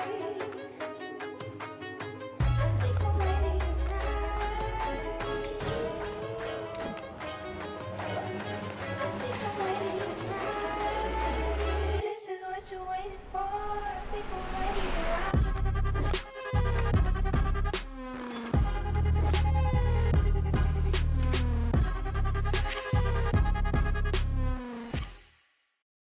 Introducing Skechers Pickleball, the official footwear of the Carvana PPA Tour. They're ultra lightweight and responsive for incredible speed. They have Goodyear rubber outsoles with a specialized pickleball design for increased side-to-side stability and agility. Plus, they feature shock-absorbing foam and Skechers' famous relaxed fit design for incredible comfort game after game. Conquer the court in comfort. Skechers Pickleball, the official footwear of the Carvana PPA Tour.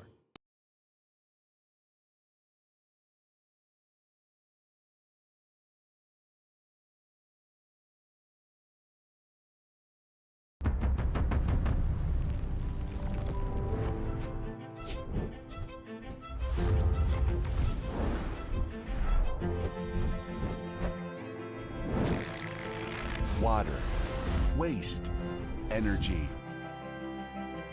The game is on. Together, let's fight the ultimate match, ecological transformation. Veolia.